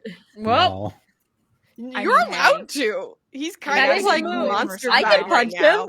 You can in fact Okay, clash with I'll him. punch him. Okay. Okay. Yeah, I'm gonna. Sure. Roll me a while clash. that's happening, can I do protect someone for Cherry, just in case Pater lashes out because he is still holding her. Yeah, I'm down for that. So Actually, maybe I should do protect someone. I get a +1 because of my I do care aloof identity. So instead of No. punching, I'm prepping I'm prepping a protect someone. Sure. If you'll allow it, you have seen Ellie mosh maybe once in her life, Okay. and felt very And it proud of scared it, me. and it was terrifying. And you just see a moment where I look at you and I go, "Do I?" You're very Okay, and efficient at so this. I believe in you. great. You see, I run up with like my vine covered hands, and bam. Okay. Yeah, I think we like run up together Yeah. and like go different ways team real quick. attack. One to protect, one to Okay. Team one to attack. attack. You know, Yeah. okay. Okay. Teamwork is making the we need, dream like, work. We Here's need a super cool like we link arms, go in, do a twirl, unlink, cool Yes. spin. Yeah. Okay. Yeah, I absolutely. love this. I love this. I want the two of you. I'm trying to decide. I think we're gonna roll a we can do this together with I've got your back. Cool. Since don't roll yet. Since Citrine is the one going on the defense, Citrine, I want you to roll I've got your back. So roll 2d6 plus your physical, please, before you go to protect Cherry. Okay. Oh my! Is that a good My thing lemon or a dice bad don't thing? like me. They don't. What happened? So base roll 4, then I get Lemon? +2 with aloof and with my. So that's 6. Oh dear. Okay. I'm. Do you Okay. have a Okay, fail. cooperative or a competitive relationship with Cooperative. with Ellie? Your relationship with Cooperative. Ellie is cooperative? Okay. Yeah. So for folks at home, there is a mechanic in Glitter Hearts called We Can Do This Together. And I've never had this happen in a one shot before. This is wild. And normally this is like a great way to like build some teamwork points. Oh no. Oh no. So what happens is, mechanically speaking, Can someone redeem points for me, please? I was gonna say. actually, that's on me. You know what, Mika, if you would like, we have earned some advantages over the course of this month. If you would like to roll one more time, I will let you, because otherwise your Yes. relationship is going to mechanically break with Ellie. And I don't know how we're going to fix that by the end of this one New shot. dice. You gotta at least get a One. 7. Yeah. That's a How'd we natural do? 10. That's Yeah. And that's with a +2 blast. on your physical? With a +2, it's a 12. Incredible. Yeah. Your physical is +2. So my physical's +1, and then I've got my aloof ability. I do care. Ooh. Uh-huh. Actions speak louder than words. You gain +1 when you use protect someone to save another person.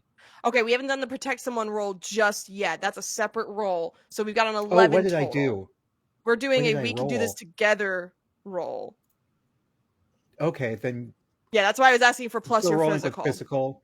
Yes. My physical is just a 1, so that's 11. So that's 11. Still Okay, very good. cool. Close as So close, yeah. that's still a 10 plus with a cooperative relationship. Your target gains +1 to their next roll. You gain +1 to your power pool. And because it is a teamwork action, the character that you are aiding gains 1 to their gains 1 power point always. So Jocelyn, go ahead and also take a power point. Awesome. Mika, you get 1. Mika, I feel and- like if you'll allow me, I feel like there's a moment where like you're about to like slam into Pater where the fail was gonna come in and like pull me down with you, and I like just do a quick like duck and allow you to reorient as we Love go this. in. Yeah. Love this. Incredible. I just want to double check how many we have, because Vinny sent me a list of how many advantages we have banked. Where did it go? Oh, wrong chat. That's why I can't find it. That would So help. I have a time. +1 to my next roll mechanically, and then we each Correct. get a power pool. That's awesome. Correct. Yes. So Jocelyn, go ahead and roll your clash with Pator plus physical and your +1 should you choose to use it. Well, actually, it is Yes. for your next roll. You kind of have Yeah, to use I it. definitely gonna roll that +1 because I have a +0 to physical. That is a 9. Okay. On a 9. I'm just gonna keep track really quick of how many advantages we use for a clash roll. On a 9. On a 7+, you both do damage to each other. You do damage equal to your weapon or your physical stat. So, what is your physical stat? 0. Oh. So then by default, it is 1. You do 1 harm to Puppet Pator. Yeah, I feel and like the Puppet move is Pator very lashes push out back at away. you. Like push away is what I'm trying to do. Yeah. You try to push Pator away, and I think you kind of smack the heel of your palm into his forehead. And I'm going to say that's what does the 1 harm. He gets up and sort of Frankenstein monsters lurches at you and like swipes at you with a hand. And you take 1 harm in return. Well, I'm sorry we didn't work out, Pator. Never mind, he has no idea who I am. Anyway. Yeah. And That's you, right, when getting up closer, dated. you can see his clouded over eyes. Shut up, Citrine! 2 questions, really Smooth. quickly. Go ahead, Grace. Question 1, how many hit points do we have? Because I actually don't remember if we ever went over that. Your hit points are... Oh, that's my bad. Your hit points are 10 plus your physical modifier. Just physical. Good to know. Yeah. Cool. I know one of us has like 9 hit points because we have the It's -1 me. physical. It's me. Hi! Like life imitating art one time. Oh. And then what was your second question? My second question was, can I take a move? Can I do a thing? Abso-heckin-lutely you can. Cool. So in Powered by the Apocalypse, no initiative order. You all go when you feel called to, when you feel like your character has something applicable. And I'm going to put on, hopefully this battle music works. Let's see. Cool. What goes up. So I'm gonna do a thing. Cool. I have Forceful Punch and Kick as my move from my magical archetype, which means that I can add the Forceful tag to my clash action, which lets me push the target away from me. So we're gonna shove this fucker away. Yeah. Himbo to the rescue. Roll me that clash action. Roll plus physical. 2d6 plus physical. That is not amazing. Hello. What did I roll? That's a 7. A 7. Okay. As I said before, 7+, you both do damage to each other. You do damage equal to your weapon or to your physical stat. What is your physical stat? My Or physical stat is +1. Okay, yeah. Were you using a weapon or no? It was just... He's just shoving him right now. Okay, he's just shoving him. Okay, so you each do 1 harm to each other. So go ahead and mark 1 hit point off. As that's happening, Citrine, you are able to get Cherry away from Pator. I'm going to say you don't necessarily need to roll to protect someone in this case because right now the enemy is so-called being dealt with and you had done your help action before. Not help action, but your we can do this together action before. And so you were able to get Cherry away from this possessed Pator and sort of lead her away from the situation. How do you actually tell me how do you protect Cherry? Do you just like stand in between her and the events going on, or do you actually like try to move her further away from the situation? I fireman carry her. Okay. Okay, yeah. So you firemen scoop up Cherry, and she goes, "Now hang on a second. You did not ask me if it was okay to touch me. This is extremely unprofessional." And she's just critiquing like your rescue efforts from a corporate perspective. Sounds about right for Cherry. Yeah. So, but you carry her away from the situation. For the remainder 2 of you, do either of you want to do anything in this moment as folks begin to face off against Pator? I'm trying to think what I can do. I think I want to do my... No, I'm going to wait to do it. I'm going to wait. I'm holding back for a moment. Oh, wait. No, I'm not. I would like to glimpse the truth for my I know what's really going on power, please.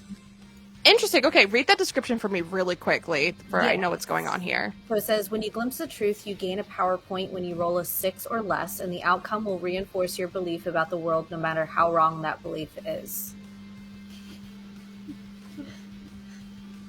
That was a lot. Which what character aspect is that under? So that I can look at it. It's under persona identities, the overconfident. Ah, I know what's really going on. So basically, I want to glimpse the truth, and if I fail it, I still like you get a PowerPoint out of it. Okay, yeah, go ahead and roll it. Yeah.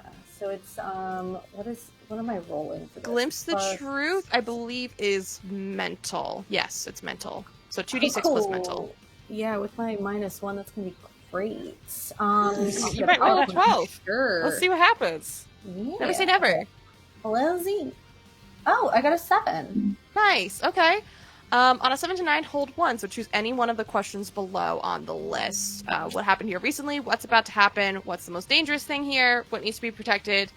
What here is not what it appears to be, or what are they trying to hide? Who's in control here? What new and useful information can I gather? Or what sort of creature is it? Who's in control here? Okay. Who's in control here? I'm going to say with a 7. It's like a fan going off somewhere or something or other. Hang on.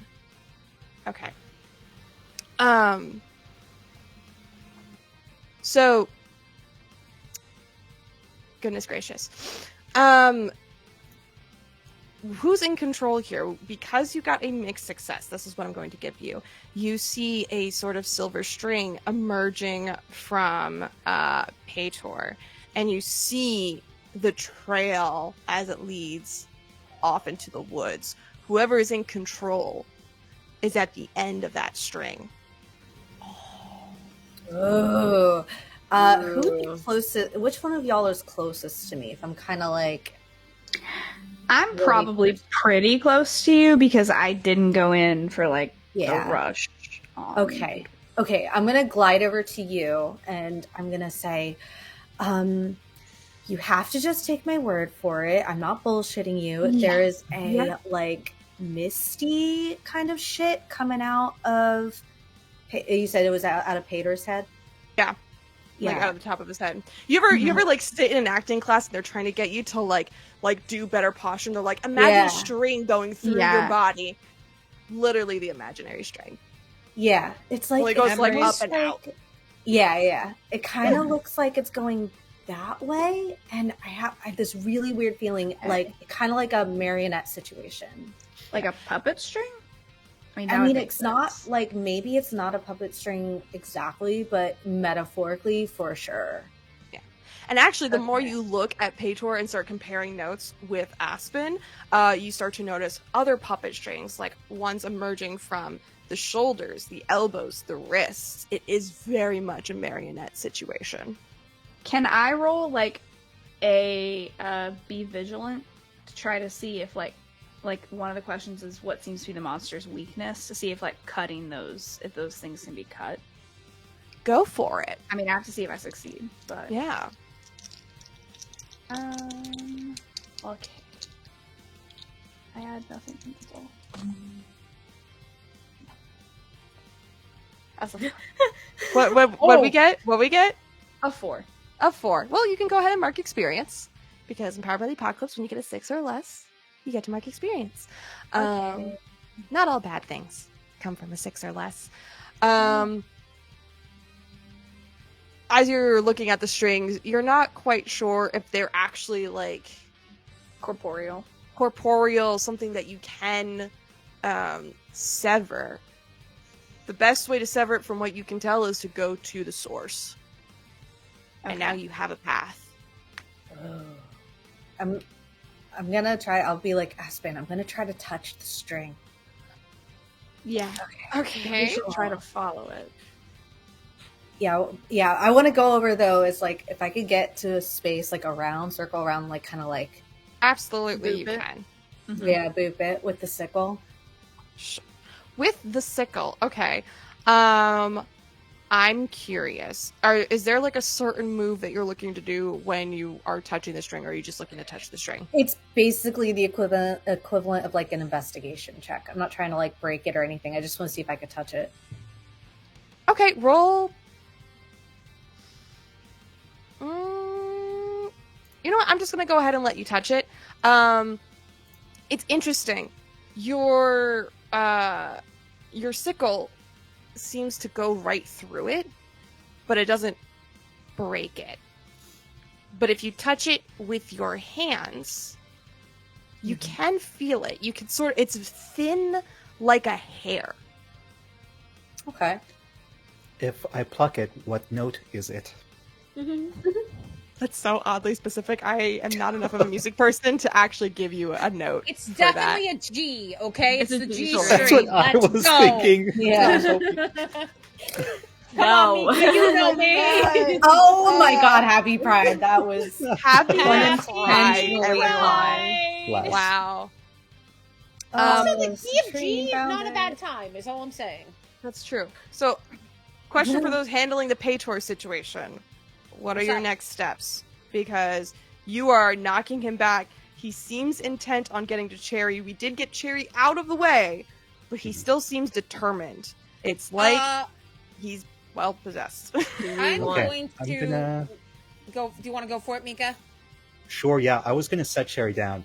Sure. And then, like, kind of take a battle stance, and then suddenly, Citrine, Lemon Drop Yellow, goes, and then popping out of her head is a giant drumstick, and she pulls it out. Oh, right. I And- forgot about this. And then it's covered, Huh? and then sort of like a cane sword, like unsheathes it, and it's covered in electricity, and she's going to Hot. go in Oh, and that's right. attack. Good for her. You're gonna go attack Yeah. Paytor. Okay. Yeah. All right. Cool. Roll to clash with your Thunder Sword. We did. The I will say clash we has took been the had. Fire Sword from the Fire Mystic connection, and we reflavored it to Thunder, just because I thought it'd be cool, and just because Mika thought it'd be cool. So So that's an 8. an 8 on a clash. That is another 7 plus. So you guys are going to exchange harm. What is your physical stat? So my physical is a 1, but this Uh-huh. is hand and sharp. So it Yeah, I was adds gonna ask. 1 damage. Oh, hand and sharp. So it adds an additional damage. So 2 total. Yes. Okay. Yeah, so you guys each do 2 harm to each other. I will say with that blow, Paytor is not looking so hot. And he's going to start retreating. Okay, that changes my plan, though. I was going to try to convince someone, but if he's retreating, I think we need to. Just follow him. Yeah. Hey. And as he stumbles off into the woods, and you're left behind with a very frazzled Cherry, we're going to go ahead and take a break. Woo! We'll be right back in about 10-ish minutes, but we need to get water, we need to use the restroom, we need to stretch, so we'll see you very shortly. Bye. Me.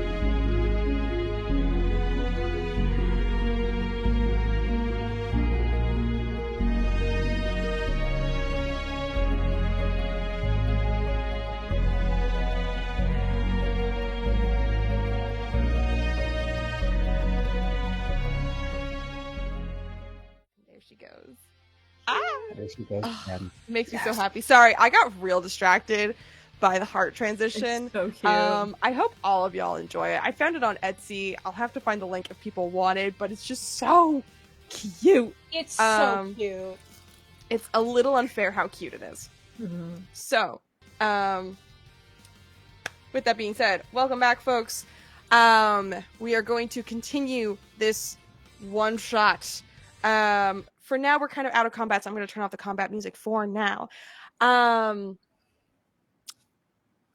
As Pador runs off into the woods, and you've successfully saved Cherry, you hear he's kind of like stumbling at first, shambling away, and then we all hear the voice from Aspen's vision go, "Once upon a time." La la la la. Oh wait, I we have wish. earplugs. We have earplugs. More than anything. More than life. More than the moon. Ironically I'm so sorry, enough, Mel. I've tried to power through the Into the Woods references. Mika started it. Yeah, sorry. it's fine. You're all beautiful. I'm having a great time. You know what? This is revenge for Vinny for every time I make a pop culture reference, including just random TikTok audios. So it's fine. Happy Prime Month to you, Vincent. Anyway, you hear this unsettling, dare I say, voice start off the story of Once Upon a Time, and it seems like Pator is like reinvigorated, and he starts jogging off into the woods. Meanwhile, Cherry, those who are around her, she seems to be like trying to resist whatever is happening.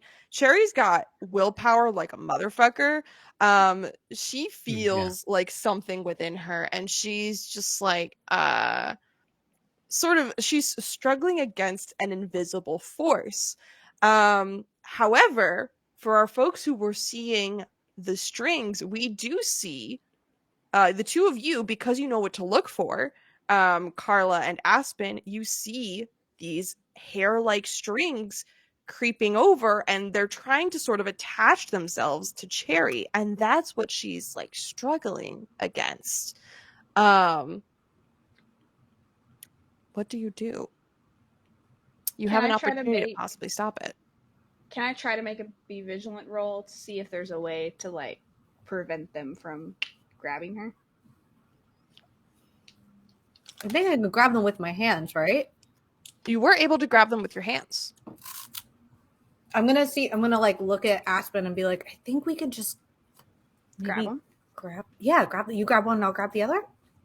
Okay. Yeah. Okay. Friendship.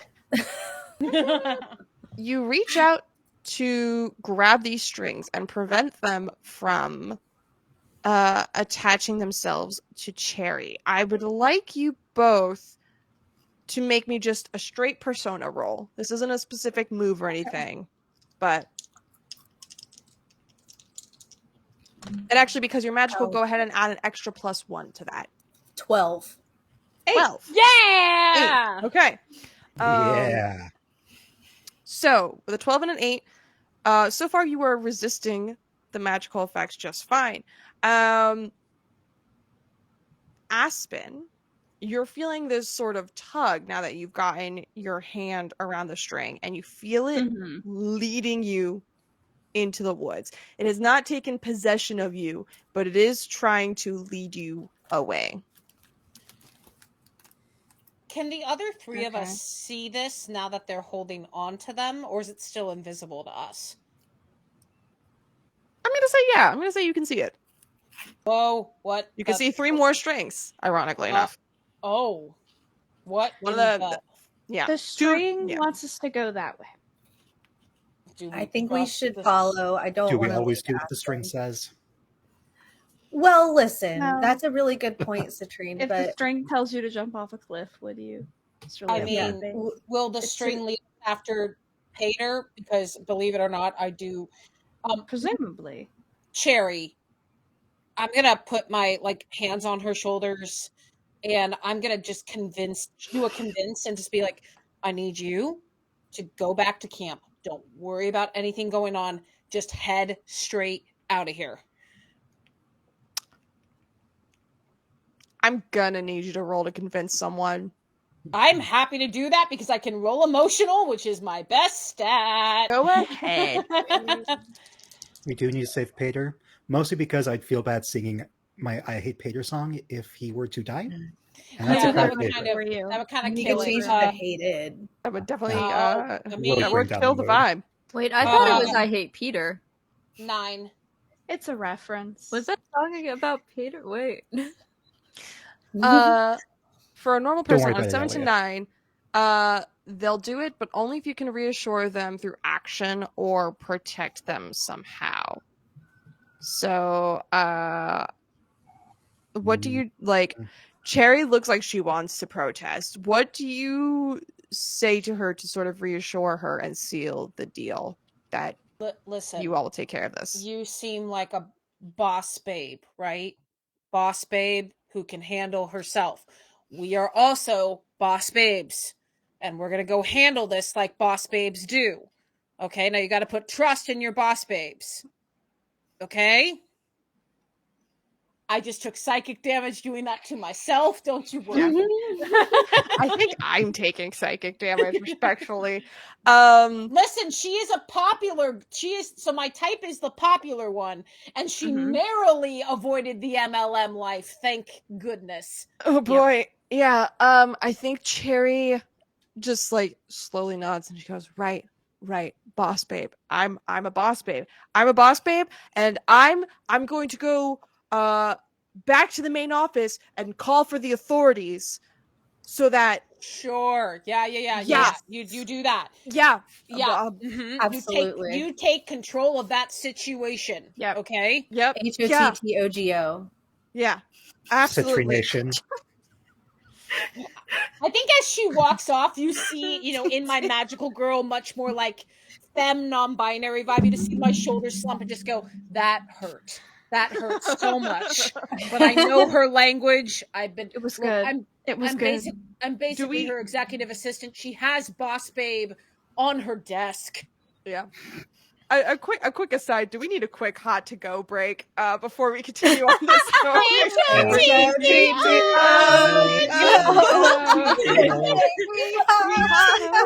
Okay. We got that out of our system. Happy Pride, people. Happy I love you. So your Chapel Roan lookalike boss goes running off into the woods, or out of the woods to the main office. At home before of the dark. I'm campground. sorry. It wasn't me this time. It wasn't me Jocelyn, this I time. swear to God. This is what I get for playing with theater majors or former theater majors. Yeah, basically. You follow the strings into the woods. God damn it. I gotta stop saying the phrase into the woods. Through the trees. You follow the strings through the trees. Over the river. Further through into the woods. darkness. Through the woods. Through the forest. My grandmother's house we go. Yeah. Good night, everybody. And suddenly you all get blown up and die. Thank you for coming to the One Shot, everybody. That's fair. Queen Chromia takes over the world. Queen Chromia is going to rule over this land, and she's not going to allow musical references anymore. They're banned. No. So you trek further along through the trees into the darkness as the sun continues to set, and you come across what appears to be like an abandoned amphitheater on this campsite. Like, it's old, it's rickety. Some of the benches have split and fallen apart. The acoustics are great. I mean, we are outside. It's pretty. Who needs a mic? Learn how to project. Yeah. The acoustics are great, Mika. Thank you very much. you're following the strings into this abandoned amphitheater. It's very clear that Patagonia's lake resort and campground, they were undergoing some renovations and they had to abandon the site for now. There's like some construction sites that say like keep out, area under renovation. You see there's another sign a little further off. There's like an illustration of what this site is to become, because we've already replaced the amphitheater with a new one. It's plans to just like zhuzh it up and make it a brand new area for the campground. It's nice. But you're following these strings and it's starting to get dark. And as you make your way down the slope of the amphitheater, the lights of the abandoned stage suddenly flash on, and it's bright and blinding, and it's a little painful even for a bunch of magical heroes. Sure. I'm living for these musical references. I'm so sorry. No, these are so good. Are you you see about a dozen figures standing on the stage in various poses. They're all stock still. Some of them are slumped, some of them are, again, posed. And as your vision clears, you can see that one of them is Chuck. No, not Chuck! How could you? One of them is Chuck. Chuck hates the musical Chicago. How could you do this to him? One of them. Chuck's just not a musical person. One of them is your favorite barista, your favorite in-office barista, Clem. No. Not Clem. No. Or maybe it's more like Rocky Horror, where they're all statues. Oh, yeah. One of them is Pator, and then a few more of them, they are, various participants in this extended weekend retreat. And I'm sorry, I'm just dying over the Chicago reference. Did they make Clem go, even though she's not actually like she was? Yeah, I was gonna say they invited Clem. They invited Clem, and Clem was like, "I'm not gonna get a paid vacation otherwise, so fuck it, why not? We ball." Oh my god! Yeah, fair. Clem is there, and you see, even under magical girl vibes, I am blushing. It's fine. Yeah. But what you notice, and something that you didn't quite catch with Pator, but it's like the closer he gets to the source, the sort of more discolored his visage becomes. It's not monochrome, it's sepia toned. And everybody on this stage is sepia toned. Like as if we were watching, the opening scenes of The Wizard of Oz. And all of the folks on stage, posed like puppets, begin to jerkily move, and an unfamiliar, unsettling voice begins to narrate as they act out a story. Once upon a time, there lived a beautiful princess and her faithful servant. They were like sisters. They played together, they danced, they laughed, they traveled wherever they pleased, and everyone loved the princess. Till one day, a deceitful witch stopped the servant, claiming the princess was a tyrant, and much to the princess's dismay, her faithful servant turned on her, swearing to dethrone her. They fought countless battles for many years, until the traitorous servant overpowered the princess and locked her away forever, leaving her to lay in anguish. Until now. Now, she will take her rightful place as queen of the universe. And all of the puppets turn to look directly at you. And in the center of them is a figure you didn't notice before. They are wearing a tailcoat with very long, dramatic tails, trousers that are high-waisted, and they are So slim into it. going up the leg, and then like right just a little bit above the knee, they like puff out. It's a very odd sort of clownish costume. They also appear to be wearing a top hat, gloves, and once they step forward a little more into the light, you see that they are also sepia toned, and they are holding a storybook in their hands, as well as a quill as they note down their narration. But first, in order to take over the universe, the queen had to send a servant to destroy some pesky little pets, and they look very pointedly at the 5 of you. They pick up their quill, and let's see, who's got the highest hit points? Who's got over 10? I have 12. You've got 12. Got 9 out of 11 right now. I'm Okay, 9 out of currently 11. at 10 exactly. 10 exactly. Jocelyn, what about you? 10 of 9 11. out of 10. 9 out of 10. I mean, you're 9. I'm gonna be nice to you. I'm not gonna target you first. Okay. So they pick up their quill, and it seems to like quadruple in size, and they hurl it at you, Carla. Not on my watch. Can I do something to defend myself from that? I'm going to jump in and protect you. Oh, okay. Go ahead and roll to protect someone. All right. I'm going to inflict a -1 on this roll. Oh, there goes my +1 from aloof. Oh, I'm so sorry.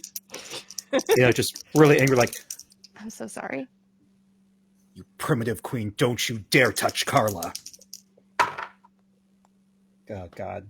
So what do I add to that? For protect someone, you typically add persona.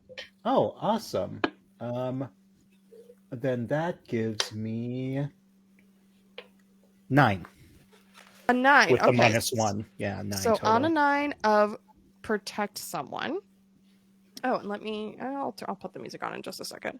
On a 9 with protect someone, you get to hold 1. So you get to choose one of the options listed. Redirect the attack to yourself, have the damage of the attack, put the attacker in a bad position to give an ally +1 forward against the attack, or deal damage back to the attacker equal to your physical rating, which would be a minimum of +1. Oh boy. So up to you. Okay, I think in this situation.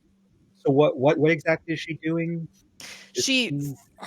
They hurled the quill at Carla, Okay. and it swirls with like a force.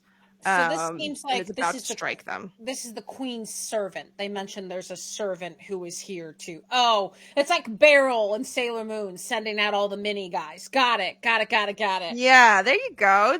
You getting it? Oh, Sailor Moon's my favorite. I'm not gonna lie. Sailor Moon was also my favorite. Listen, Okay. when I found out Sailor Moon was an anime, that opened a whole world for me. Okay, that's all I'm gonna say about that. Yeah. Cool. I'm gonna deal damage back to the attackers. So what I'm gonna do is gonna catch it, like bloody my hand, but then do like a cool twist around and throw it back.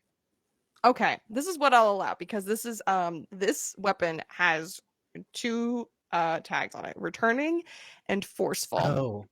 So what I'm going to allow. What's that? I'll have the damage then. Ooh, okay. Sure. I'll let you do that. So here's what happens. You jump in front of Carla to brace against the attack. The attack hits your defenses. The 2 of you and anyone else near you, you all are blown back a few feet. It's big and explosive. You specifically, goodness, Citrine, you take 1 harm. It would have been 2 harm had you not decided to have the damage. So go ahead and mark that for me. And then we see the quill, once it has landed on its mark, it pulls itself out of the ground, where it sent this explosion of force out and knocked all of you back, and returns back to its sender. So, heroes, what do you do? Would you say that the book that she's holding weighs 5 pounds or less?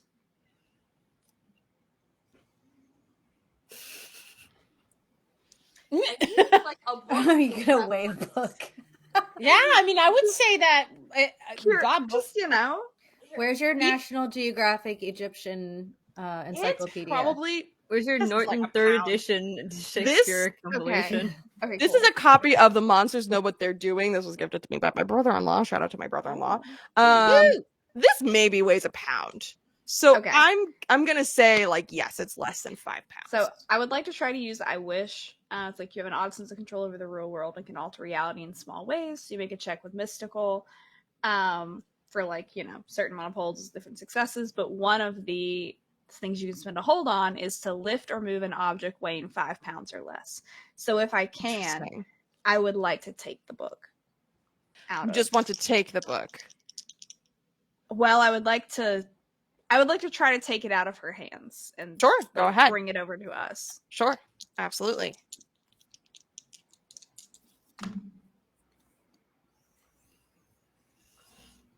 Can I Oh help? no. This feels like I want to help you. Can I help you? Well, I got a 5, and so nothing happens, and I take 2 harm. Ooh. But I guess I also get an Woofa. experience point. You do get an experience point. So silver linings. You do, in fact, get an experience point and 2 harm. Ow. Cool. Sick. Cool. Yeah, you. Sick. So, yeah, So you that's try 7. to. 7 HP now. Yeah, you try to take Cool. the Sepia Storyteller's book, and it backfires tremendously. It's almost like it's possibly adhered to them, possibly part of them. And as that happens, they snap the book shut, and their puppets, your fellow retreat goers, your coworkers, they rush to you to attack you. Oh boy. Can I would like to I want to glide in front of everybody, and I'm going to slam my hammer and sickle together and do Beacon of a Hope to blind them. Not my people. Okay. Go ahead. Is there anything to roll for Beacon of Hope, or? So I can manifest a bright beacon to fight alongside you. You can use it to blind your enemies in a clash check. So for flavor, it's the clash is when I strike my hammer and sickle, and that's what creates the beacon. Okay. So I would love to do a clash check if that is possible. Absolutely. Roll a clash. Roll plus physical. Oh, sweet. That's my +2. Hell yeah. Nice. What did I get? Oh, that's D10s. No, please give me D6s. Thank you.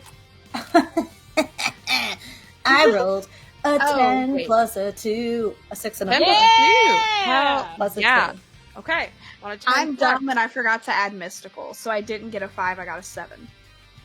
Oh, that's so much better. Yeah. I am going to say you don't take the harm. You do, however, learn. You like That's jerk fine. the book and you see them shift. Yep. And that's how we're going to resolve that narrative there. Okay. So on on a clash with +10, so we get the results of a 7+. You're both going to do damage to each other. But you also get to choose one extra effect. So you can choose any from the list below on a 10+. If you have your reference sheet pulled up, that's take +1 forward or give +1 forward to another hero, inflict extra harm, suffer less harm, force them where you want them, force them to drop something that they're holding. Ooh, that one. I'd like that one, please. Force them to drop something that they're holding? Yeah, drop the book. On the puppets. No, on her. Okay, I thought you were doing this in response to all the quote-unquote puppets racing towards you. If you're doing it on the storyteller, then sure, yeah, they will drop the book as they kind of shield their eyes. They do, however, still have the quill in hand. in response to that, I think, to justify the 1 harm, from the, or is it 1 harm from your clash, or is it +2 from, what is your physical rating? It's a +2 is my physical. Okay.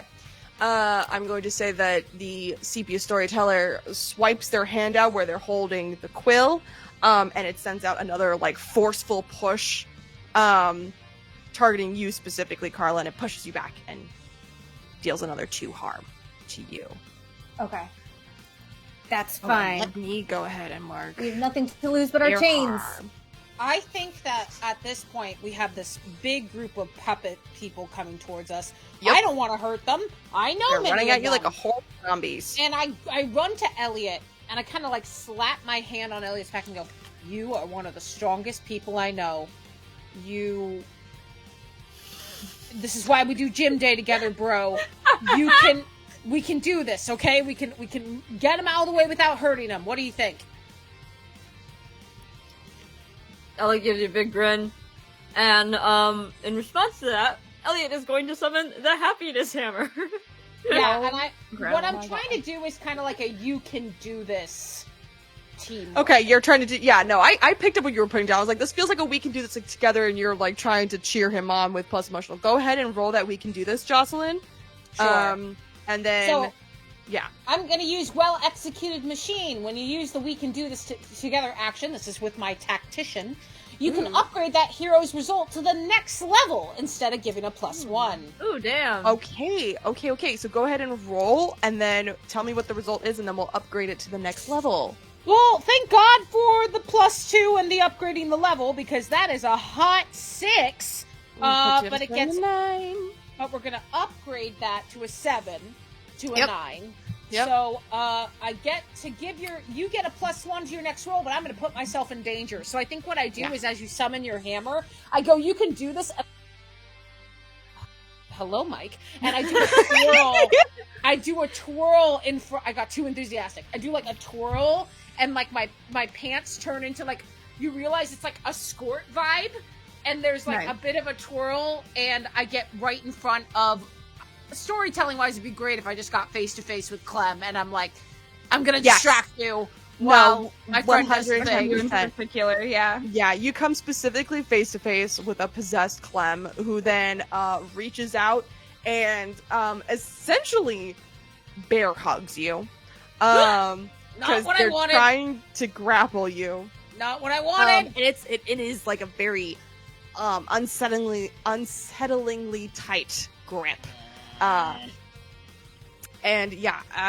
So Elliot, you have +1 to your next roll. You also gained 1 to your power point pool. Try saying that 5 times fast, Jesus Christ. Oh, that's right. Because you got aided by a friend. So, Elliot, you want to use your happiness hammer? Elliot is going to use the hammer. Tell me about your happiness hammer. So like, what are the tags on it? The happiness hammer. I really love that the only description for the happiness hammer is you can manifest a large ball of joy. Is it just Goose? Goose turns into a hammer. It's shaped like it's a hammer, but it's shaped like Goose. Yeah, like how the old ornamental weapons. It's just like the head is just like a goose snoot. Oh, and Goose, the real Goose, just goes. Amazing. The tags on the happiness hammer are hand and forceful. Hand and forceful. Okay. Sure. So, are you going to swing? Here's my question for you. Because you have that forceful tag, that means you can push things back. Are you going to swing at the people themselves, or are you going to sort of like swing your happiness hammer down onto the ground and sort of like force them back with the force of the happiness hammer? You know what? Fuck it. We'll go full shonen on this. We'll swing the hammer down and let the shockwave send them back. Alright. Dope. Love that. Go ahead and roll me a clash. Ooh, that's not too bad. Clash against Demon Head. Oh my gosh, I'm pulling up in Clash because So roll plus physical plus thing, right? roll plus physical, plus if your happiness hammer gives you anything extra, or if you have a move that gives you something extra to that. That's an 8. An 8's fine. An 8's good. So we're going to negate the damage thing because you're not looking to do damage to anybody. But what I will say is that you only push back about half the people that you expect to, and so the rest of the horde is still coming to you. However, you do manage to knock back about, let's see, if I said there was about a dozen other people on stage, we'll say you knock back about like 3 to 4 of them. And they all are stunned, knocked out of the way. Some of them kind of just like slump over on benches and stuff like that. These guys aren't particularly strong because they are in fact just little guys. They're just regular little human guys. It's little guys. Yeah. Squishy fellows. All right. So there's still a chunk of the so-called puppet zombie horde left. Eloise is very much in a death hug. What This is does fine. you? There could be worse ways to die. I'm gonna go after the puppeteer. Okay. So you're gonna go after the storyteller. What would you Yes. like to do, Citrine, to go after the storyteller? I guess I'm just gonna charge and use my lightning sword. Ooh. Okay. Go Do it- ahead do it. and roll me a Standard clash. Yeah. Roll me a clash with your lightning Um, sword. What are I the feel tags on like- your lightning sword? Are there any? A hand and sharp. And it. Okay. Although now I feel like maybe I should be more. I'm gonna roll Glimpse the Truth, actually. Oh, okay, sure. I also would like to take this moment before we do a Glimpse of the Truth roll to remind folks, if you decide to utilize your power pool points, there are a variety of benefits that you can do with them. Some of them benefit yourself. Some of them allow you to trigger a group attack. You will need 6 power pool points to spend in order to trigger a group attack. That is just something to keep in mind. Also, someone redeemed a stretch. Everybody take a second and stretch. That would be That was Mika. me. We're doing Everybody. Thank Yo, you can't. Yes, we can take it. We can take an 8. Yeah. Had to go stretch break. That's an bad, 11. honestly. Ooh, a spicy 11 with a cult. Wait, you were doing Glimpse the Truth, correct? Yes. Correct. Okay. So, on a 10 plus, hold 3, which means pick 3 of the questions available to you on that list. Okay.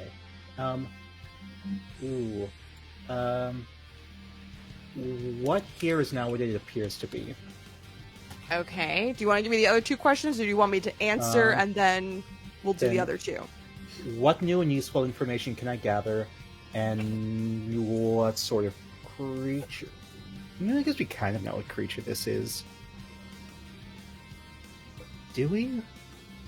We know it is a servant of this queen, and it is sepia-toned. I'll go do what sort of creature is it? in What case sort of we're creature missing is something. it? What new and useful information can I gather? And the first one was what here is not what it appears to be? Yes. Okay. Or what are they trying to hide? Oh, what are they trying to hide? Okay. Yeah. Well, it's on the Um, same line, so. Yeah, along the same lines. Yeah. So, let's start with what sort of creature is it? The sort of creature that it is it's nothing of this human world. It is, in essence, something of a homunculus. It was created and given purpose to do one thing, and that is to gain subjects to control, but more importantly, this sort of might feed into your new and useful information question. What it's trying to hide is that it appears to have an artifact on its person that it is trying to transport in some way and has not been able to transport yet. What the artifact is, to sub in for what new and useful information you can gather, Pistachio appears on your shoulder, and goes, oh, excuse me, I got distracted by my garage security cam going off. Pistachio pops up on your shoulder and says, they have one of the keystones that locked away Queen Chromia. You have to get it back. The implication being that a keystone was something that was used as part of a set in order to lock her away. And if she gets it, she'll probably destroy it. Okay. All right. Yeah, I guess I tell everyone, like, yeah, okay, let's get the keystone. Cool. What is the keystone? What is that? You can see, as Citrine points it out, it looks like it's like a carved figurine. It's quite large.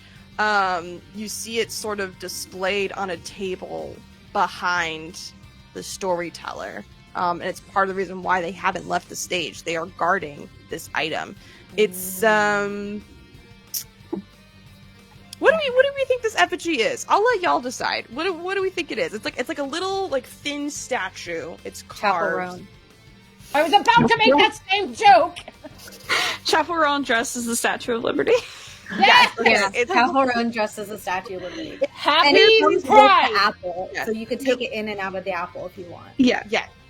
Okay. It weirdly resembles the statue of a very odd take of the Statue of Liberty, but instead has this big, gorgeous, curly hair, and has like a big, huge. I'm just gonna throw this my own flavor in here. Has a big, huge fan in one hand, and in the other hand is will include the apple detail. Has a massive apple. That's my gift from me to you. Thank you. So, that is the keystone. You know that you have to reclaim it back from the sepia storyteller. And you have to get through all of these minions and the storyteller in order to do so. I'm going to, because people have failed a couple times, I'm going to pull a hard move as a GM. Oh, How do we get more points in our power pool? Sorry. Doing there's a variety of ways to do that. The main one is doing we can do this together rules. Some of you might have specific moves that enable you to gain power pool points, but the number one way to do it is we can do this together. Okay. And to clarify, in terms of the power pool point system, it's not that you each individually need to have 6 in order to do a team attack. It's you collectively need to have 6 to do a team attack. That's what I was wondering. Yeah. Feel free to check in with each other every now and again and see how many points each person has. Okay. You said you were going to do a hard move. I am going to do a hard move. And the hard move I'm going to take is, once again, the sepia storyteller launches its quill towards all of you. And unfortunately, this one cannot be blocked or defended against. And you are actually here. I will roll for this to see how hard they hit you. Oh boy. My dice chose violence. So it was a 10. So you guys are going to take the full damage from this quill, which is a base of 2 harm. And it does deal force damage to knock you back. I would like to protect someone. As part of my hard move, I specifically stated that people cannot be protected against this specific attack. Any other attacks going forward, absolutely. Sorry, remember. No, you're good. Will you hit him? Okay. No, my dear keeper. There's force damage knocking me back, and I'm currently being bear hugged by a barista puppet. How's that work? How's that working out? Yeah. Physics on that one. Yeah, funny you should mention that, because you're the one that gets targeted by this attack. So you take the 2 harm, everybody else just gets blown back. Thanks! You're welcome. I thought I would deal some physical damage alongside the emotional damage, because what happens is you land, you and Clem tumble, and you land on the ground, and you see Clem actually has a moment of clarity, and they sort of blink their eyes open wearily. They're a little banged up, and they look at you as you're both like laying on the ground side by side, and they sort of like reach a confused hand out to you. So, heroes, what's next? Okay, let's cause a distraction. Sorry. No, it's okay. You go first. I was just saying, let's cause distraction. Tag team. We both go. Where three of us go, then suddenly split, divide the attention. If we can get away from the puppets.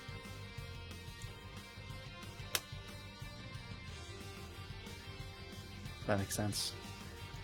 Yes. Who do you want to tag team? Quick, pick one. I will just say I'm not available for this. Carla. Yeah, let's do this. Let's fuck them up. Oh, it's so warm in my office right now. Jesus. All right. Jocelyn, what were you gonna say? Mine is a separate moment with Clem because I'm having this moment. We'll come back to it. It's totally fine. Okay. I did in fact deal Jocelyn some heavy emotional damage. I fully understand that they need a second to decide what's happening next. Okay, so Carla and goodness, I'm gonna get these names. Carla and Citrine, you guys are going to do. It sounds like a bit of a we can do this together. Are we doing a we can do this together plus physical? Hell yeah. Yeah. All right. Yes. One of you, whoever has, I'll let y'all decide amongst yourself. Whichever of you has the higher physical stat, go ahead and roll. I've got your back. What do you have? I have +2. I have +1. Okay. I will roll. I got a 7, so 9 total. Okay. Carla, do you have a competitive or cooperative relationship with Citrine? Oh, fucking cooperative. We go to shows together. Dope. Okay, so Citrine, gain 1 power point, and you also get a +1 to your next roll. However, Carla, you put yourself in danger, which I think is very fitting, considering we were talking about distracting the storyteller's gaze. So as the two of you rush the storyteller, you're gonna go up to him head on. For flavor, feel free to describe how you attack them in order to distract, but you are putting yourself in danger, and so they are going to clash with you directly. Yeah. So what I do is I'm going to rush up and then do a fun little Steven Universe style gem fusion type of situation where my outfit changes into and it looks like literally me in a clawfoot tub for a sec. And I say, a specter is haunting Europe. The specter of communism. All the powers of old Europe have entered into a holy alliance to exorcise the specter. Pope and Tsar. And I'm reciting the Communist Manifesto. Yes! Manifesto. Wow.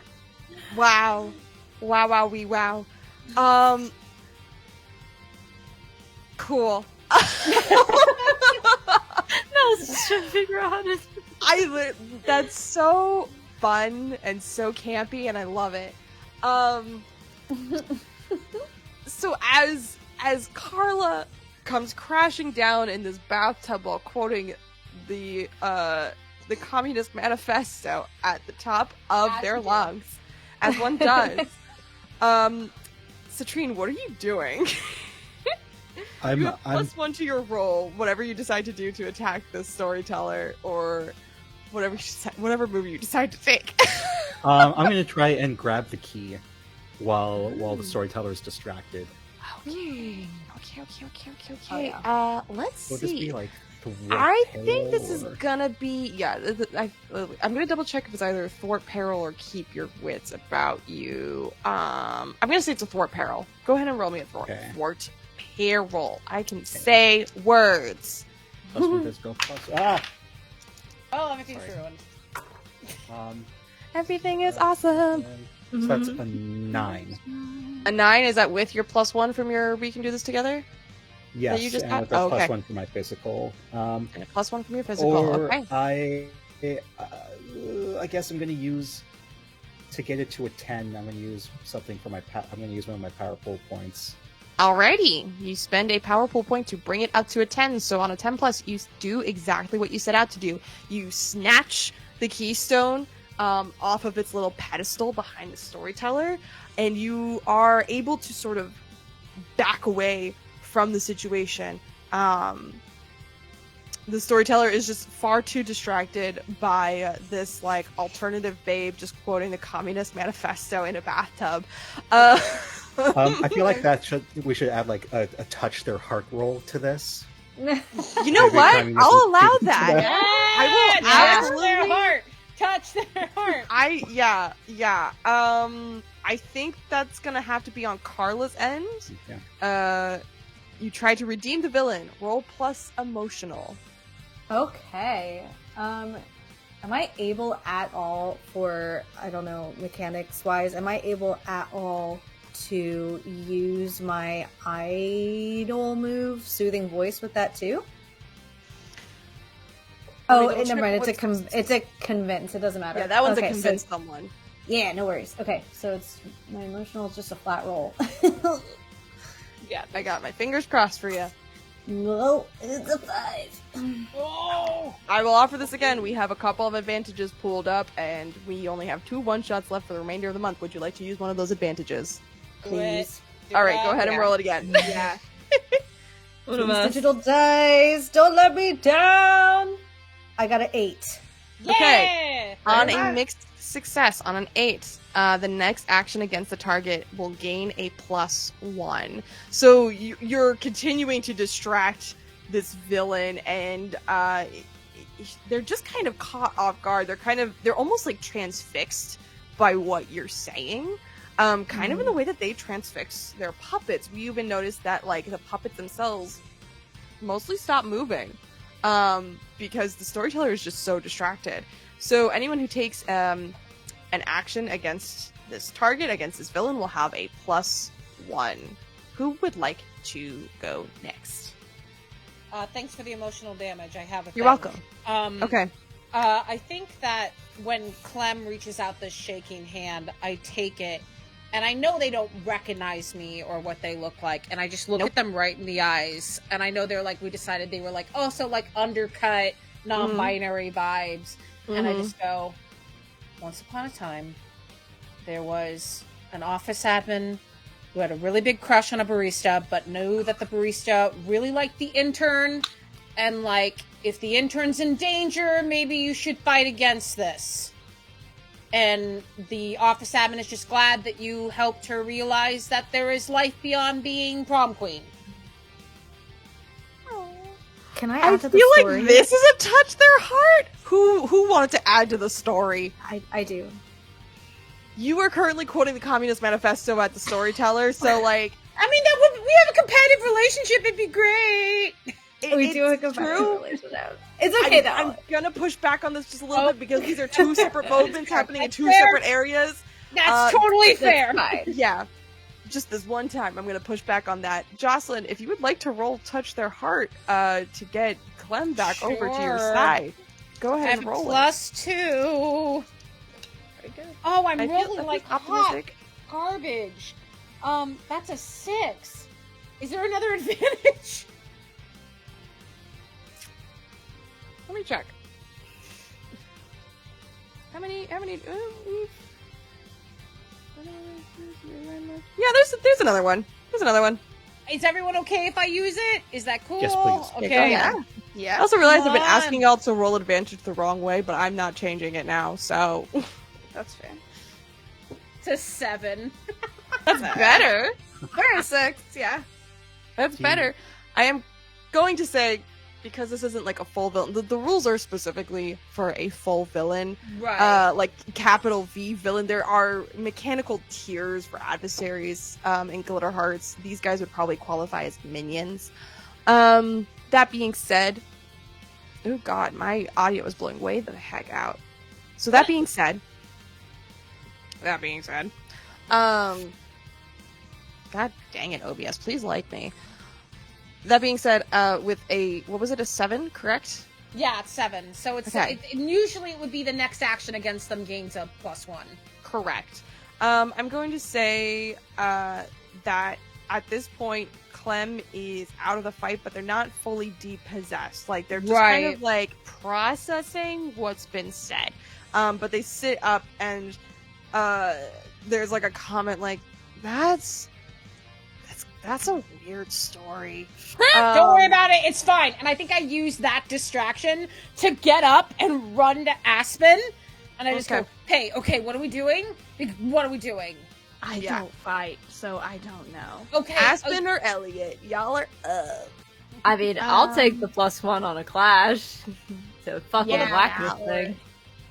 Sure. Yeah. Yeah. Lit. Alright, plus physical. Wow. It's fine. I rolled another 7 with the +1. That's okay. So you guys are going to exchange harm.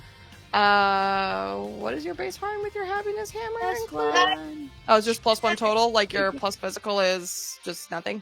I have a +1 physical. Okay. Happiness hammer doesn't have any additions to it. Oh, I thought it did. Really? Oh, No, remind it me just- again what the tags are. The tags were forceful Hand and and something forceful. else. Hand and forceful. Effective and arm's reach. Yeah. Okay. Interesting. So the base damage for all your hand weapons is your physical rating. Okay. Yeah, that makes sense. Cool. So you, as Aspen and good lord, as Aspen and Ellie try to work out a plan to try to take this thing down, we see Elliot come running up, swinging the happiness hammer square into the storyteller's chest. I'm gonna be nice and I'm gonna say he doesn't do harm back to you because I don't feel like it. And We love a benevolent keeper. He's Thank you. just too pure. Slight. Too pure. just too pure for this world, does not deserve any damage whatsoever. You swing your hammer right into his chest and he goes flying back through the already splintering and falling apart like wood back of the backstage, what would be the backstage area if there were actually curtains up on this thing. It crashes through with that forceful tag. Aspen and Ellie, you guys are trying to figure out a plan. What are you thinking? Okay.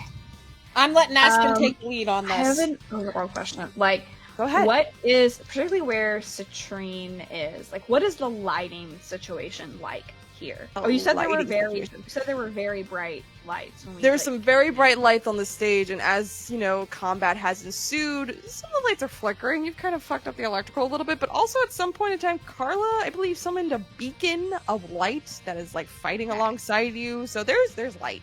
There is light. Okay, I would like to try to do I Wish again.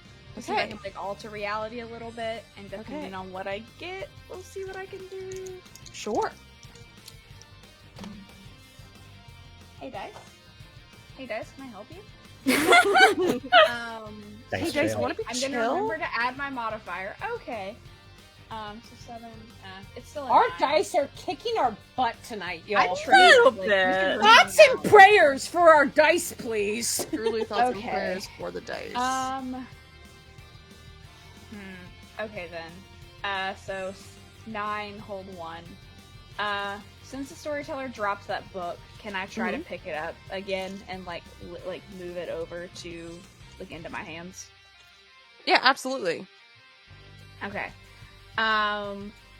Reading that, does it, and if this is another like roll of like a be vigilant or something, like does it seem like this book has any power to affect what is happening here? The book is just a prop. I will just give that to you without a roll. The book is just a Sick. prop. It's Okay, cool. flavor. Then yeah, I throw it over my shoulder. Oh, is it not? Is it not anything? That was nothing. Shit. Okay. You want to do a thing while I cover you? Yeah, I can't fight, so like I can cover you. Oh. Well, I mean, we could. Okay. Yeah, we could try to do something like a little 1-2. Right. Well, I'm Almost. trying to think of a way to do 2 heads are better than 1. I don't know. Oh God. Do you have decent physical? My physical is my best is emotional. my physical is +0, my emotional is +2. Okay. My mystical is 0, and my mental is -1 as a tactician.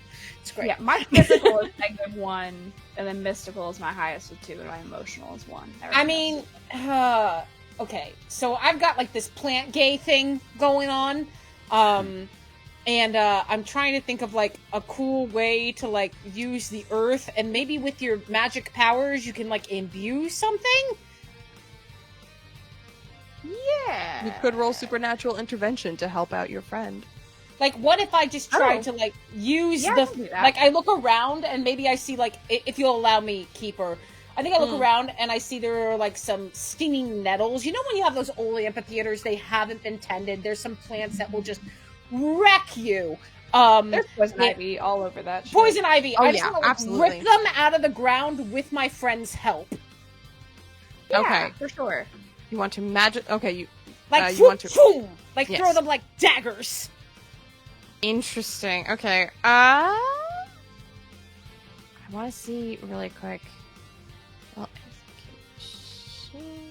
Mel, I just want stinging nettle daggers. That's are all you? I Is, want. are you? Is this like you trying to do like a clash with them? Is that what you're trying? Yeah, to okay, trying to do cool. a clash, and then with And you're trying to get some supernatural help intervention. from with some supernatural intervention help. Okay, cool. I'm down for this. Aspen, go ahead and roll me. We can do this together. Okay. Mystical edition. What is Heck it called? yeah. Supernatural intervention. And yeah, I think combined with Aspen's like extra supernaturalness, and your affinity for nature, we can get these flying, floating daggers. 9. Okay, at least we didn't break Hey! the relationship. It's Well, all we all were a very key, right? close to To that. It avoid. was scary. It was really scary. We've been really playing with that You had me line. going there for a minute. You had me going there. Okay, so cooperative relationship you have with with Ellie. Okay, cool. So Ellie, take +1 to your PowerPoint pool. Woof. Cool. You also get a +1 to your next roll. Aspen, I you put put myself in yourself in danger. How do Which you is think okay, you which put is okay. yourself in danger? I'm gonna put this question on you instead of making me come up with it this time. I feel like having some fun.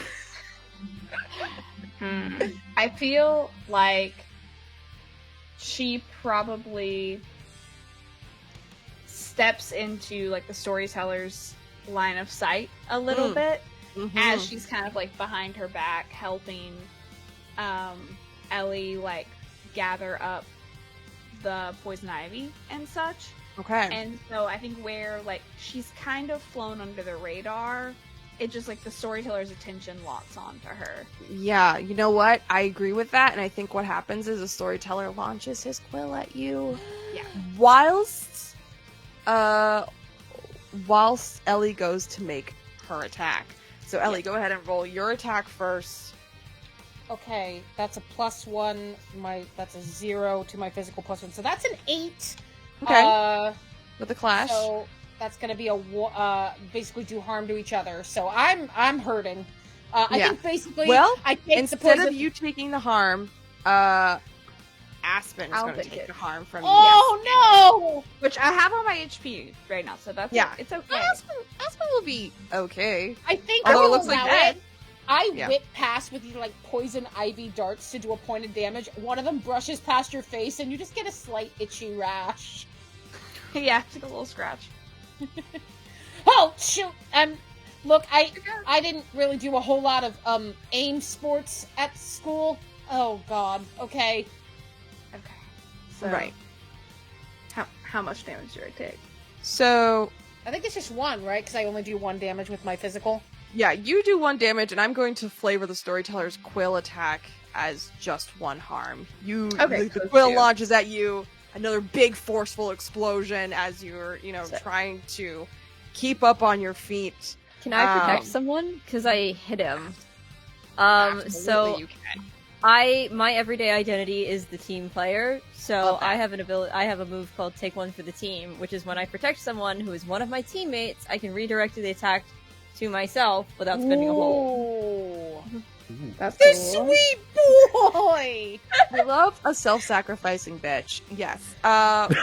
Good baby. We. Okay, so read me team player one more time. I'm so sorry. So, when you protect someone who is one of your teammates, you can redirect the attack to yourself without spending a hold. So I think what happens is Elliot sees the quill launch, kind of clocks the direction it's going in, sees it's clearly not going for him, even though he just hit this guy. Yep. And immediately, like... Because I did decide to be nice to you. Yeah. Stupid. I think he slams down the happiness hammer, uses that forceful launch, and pushes himself in between the attack. Ooh, that's very anime of you. Love it. Yeah, Elliot, you're gonna go ahead and take that one harm as the quill, it rips itself through you. But because you're magical, there's nothing gory happens. It just hurts a lot. It just hurts a lot. There's confetti everywhere. Yeah, totally. There's like that explosion of force, and Elliot is shoved off to the side. Quick check-in. How many power pool points does everybody have? Hold up with your fingers. We got 1, we got 0, we got 0. Okay, we got 1, so we got 4. All right, let's see what we can do, people. Let's wrap this sucker up. So, I would love to try to do something with Carla. I think that as I see that, you know, Clem is doing okay, this magic thing happens, and I think, like, the poison ivy darts whip past Carla's head because she's still there in her giant tub. And I think as I look up, I'm just, like, in awe of this confident Gen Zer who is everything that I used to think I was back in high school and in college. And I'm not that anymore, but being this magical girl, MB self, is the closest I've ever been. So I run up to Carla, and I look at her, and I just say, listen, you're a badass. I've never doubted that. You scare the fuck out of me. And that just makes me want to fight harder. Do you want to try to kick this guy's ass? Not try. We will. And I'm gonna hand you my hammer, and I'm gonna take the sickle. Oh, I have never felt so special in my entire life.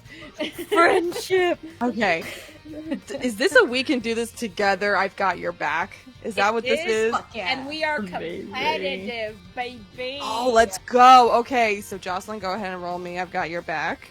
Is, Please and thank you. Do I need to roll it, or can Carla roll it? You know what? Because of the little exchange that we had, Carla can roll it. Is it a I plus know for a physical? fact Carla It has is better plus physical than me. physical. Okay, here we go. I got a 9 plus a 2 makes 11.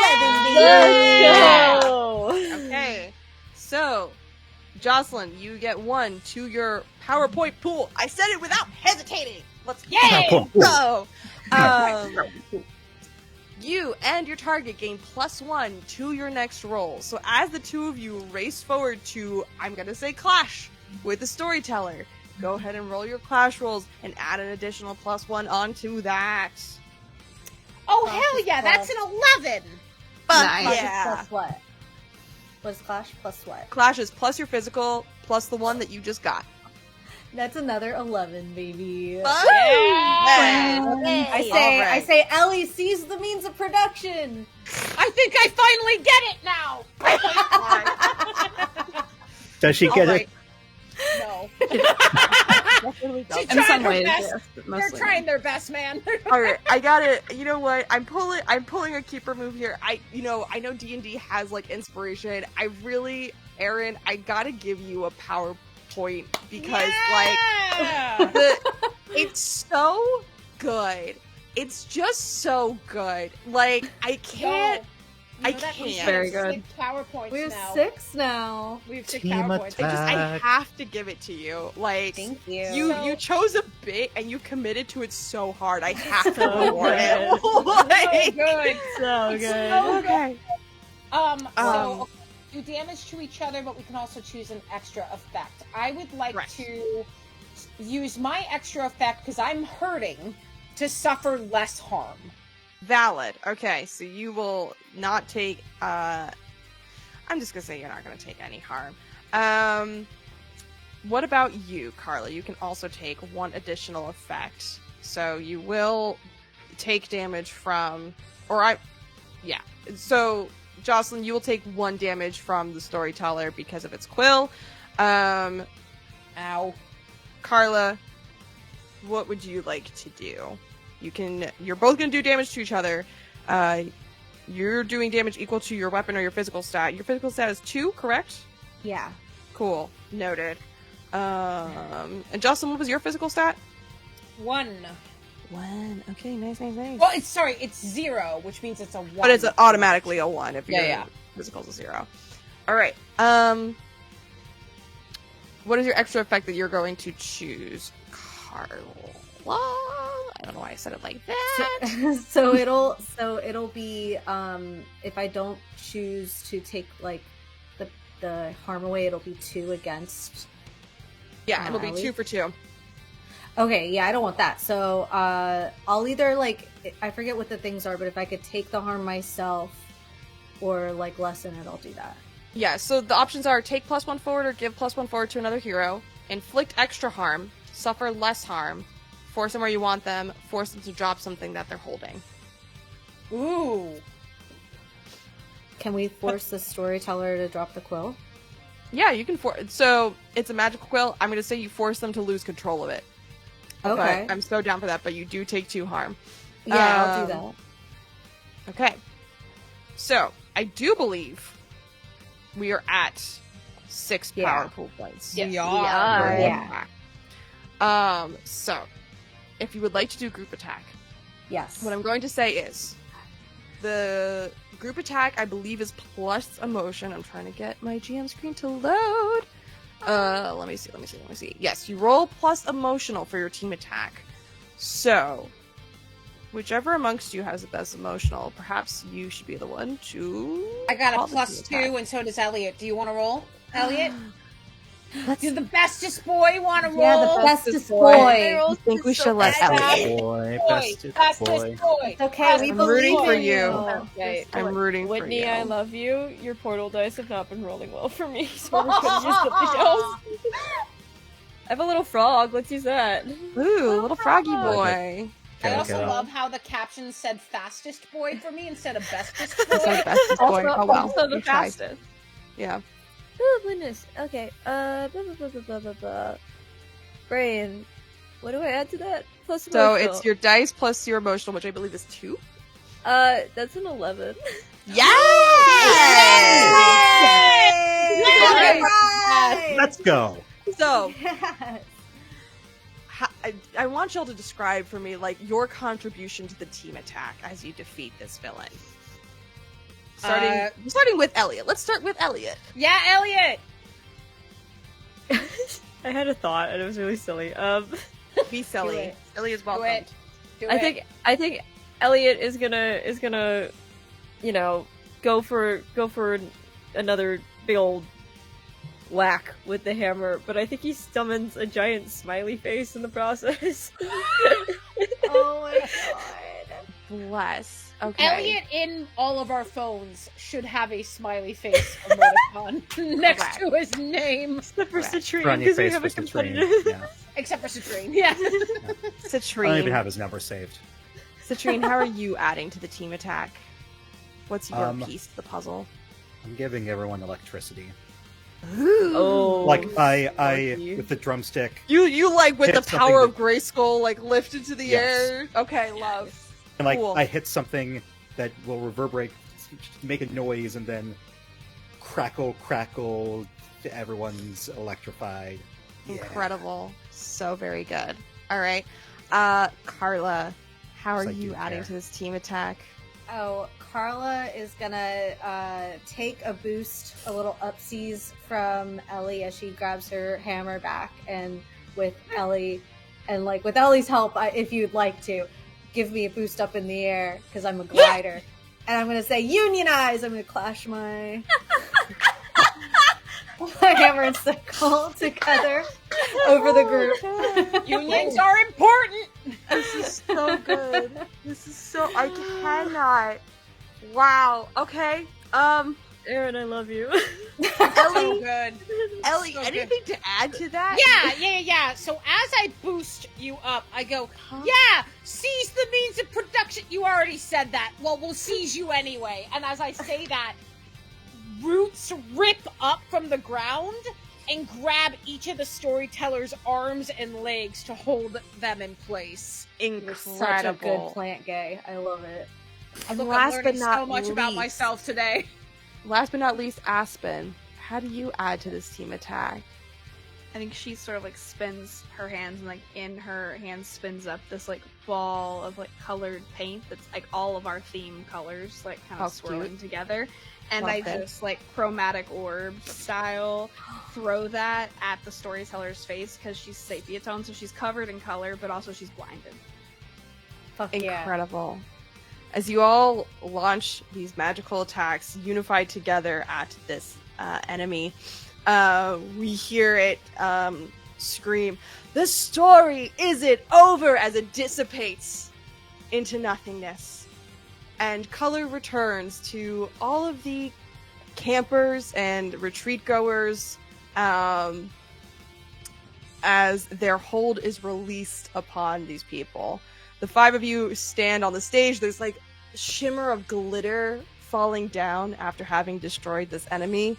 And you have the keystone safely in hand. And Pistachio pops up and he goes, "Well, that's a first day. Great job, everybody." Thanks. Thanks, Pistachio. You too. I want to check. I look at the group and I go, "We gotta check on Chuck." Oh shit, Chuck! Chuck sits up in the crowd of confused and tired people, and he just goes, "Okay, is it time to go to bed yet?"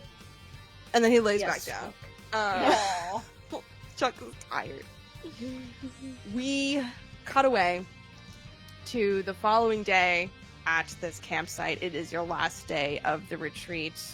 And we just get like a nice little vignette of you guys lounging around the pool, hanging out. We see Cherry triumphantly walking around with the #1 flag. You guys did in fact win an all expenses paid trip for your team to Japan. It's probably until next year, but you know, if Cherry doesn't have to pay for it, she's happy.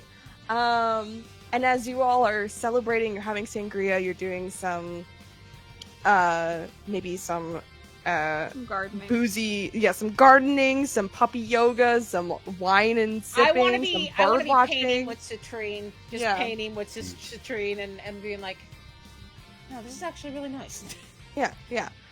Our camera you don't sort do of we get these quick little vignettes of each of you engaging in some leisure activities, but forever changed. And the camera pulls back and up towards the sky, and we hear a menacing little laugh in the distance. But that's where we're going to end this session. Yay! We went a little longer than I expected to, but that's what happens when we get into combat. Thank you everybody so much for tuning in. I hope. I completely forgot to turn off the combat music. Only combat. We're still in combat. Only combat. Oh, Only you know combat. what? Combat music is on because we're all learning how to like do combat training. You know, Yeah, we gotta totally. fight the resistance. Yeah. We learn from Love Carla. it. Absolutely.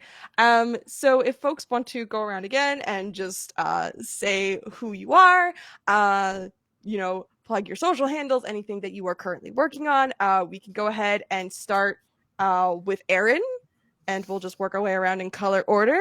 And also, I'm going to throw the Tiltify link in the chat really quick. Thank you so much for tuning in.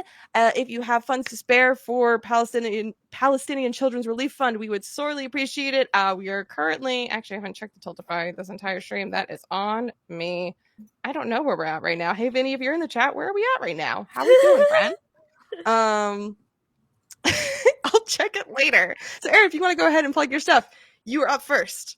Hi, I'm Erin My Laundry on Twitch, or the founder of the TTRPG Collective, or the storyteller Ain't Got Crit for Philadelphia by Night. And I'm crit nominated to for Best Storyteller for World of Darkness. And that's really cool. And I'm doing a lot of cool stuff. That's it. Doing so many cool Bye. things. Thank you for having me on. Thank you so much. Happy to have you. Thank you for being here. Grace, you next. Hi, I'm Grace. I go by Ghostlight G everywhere except for Twitter, where I'm Ghostlight Grace, but that doesn't really matter. I don't really post to Twitter all that much. I've been big. I'm bad at social media. Don't so valid. Yeah.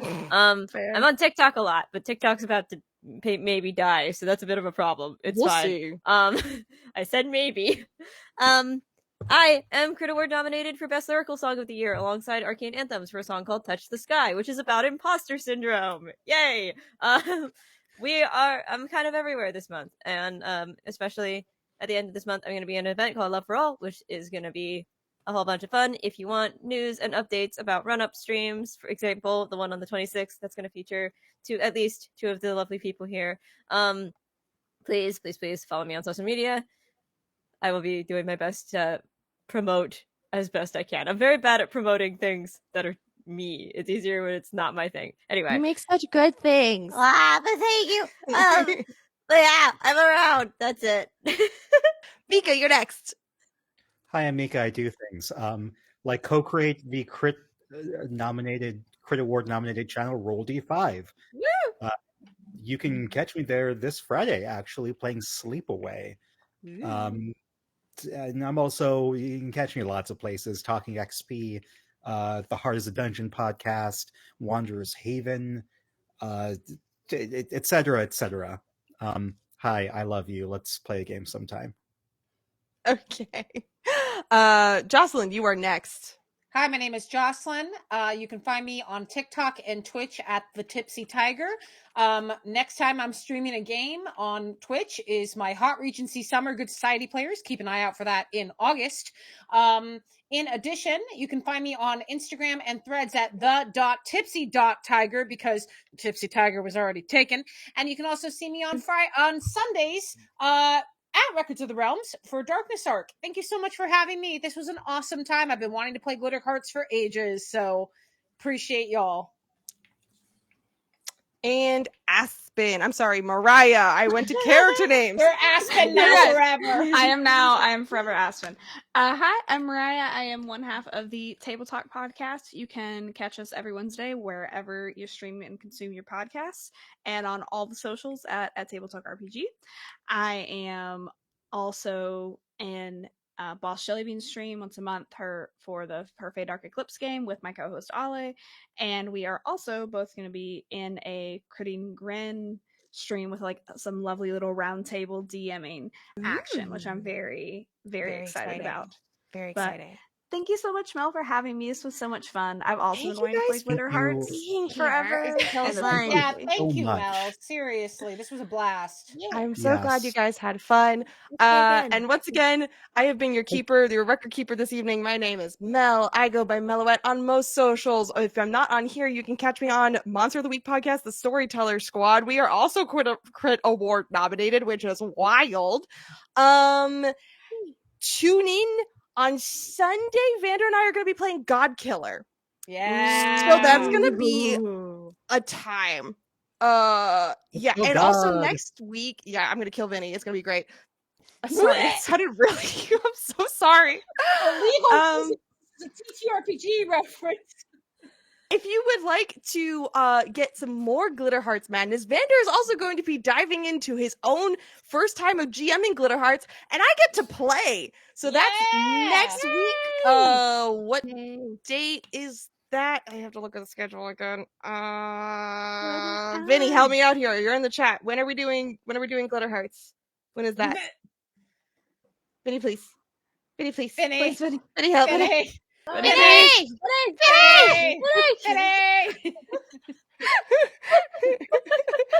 All right, thank you. Will now haunt Vinny streams. Just clip that. The 27th, we are doing Glitter Hearts. We are cryptid themed magical girls. It's gonna be real fucking cute. So please, by all means, my two worlds are colliding, and I'm so here for it. So please come hang out. Continue to help us raise money for Palestinian Children's Relief Fund. We are currently at $375 out of $500 that we have set for the goal for this month. So thank you so much for taking part. That's all the things that I have to say. I'm going to find someone for us to raid out to. And thank you so much again for being here tonight, and have a great one. And happy Pride Month, everybody, especially to Chapel Roan, I guess. Chapel Roan. Yeah. It's more like Chapel Road Christmas. I don't know. Anyway, good night, everybody. Keystone now, Chapel. Bye. Bye-bye.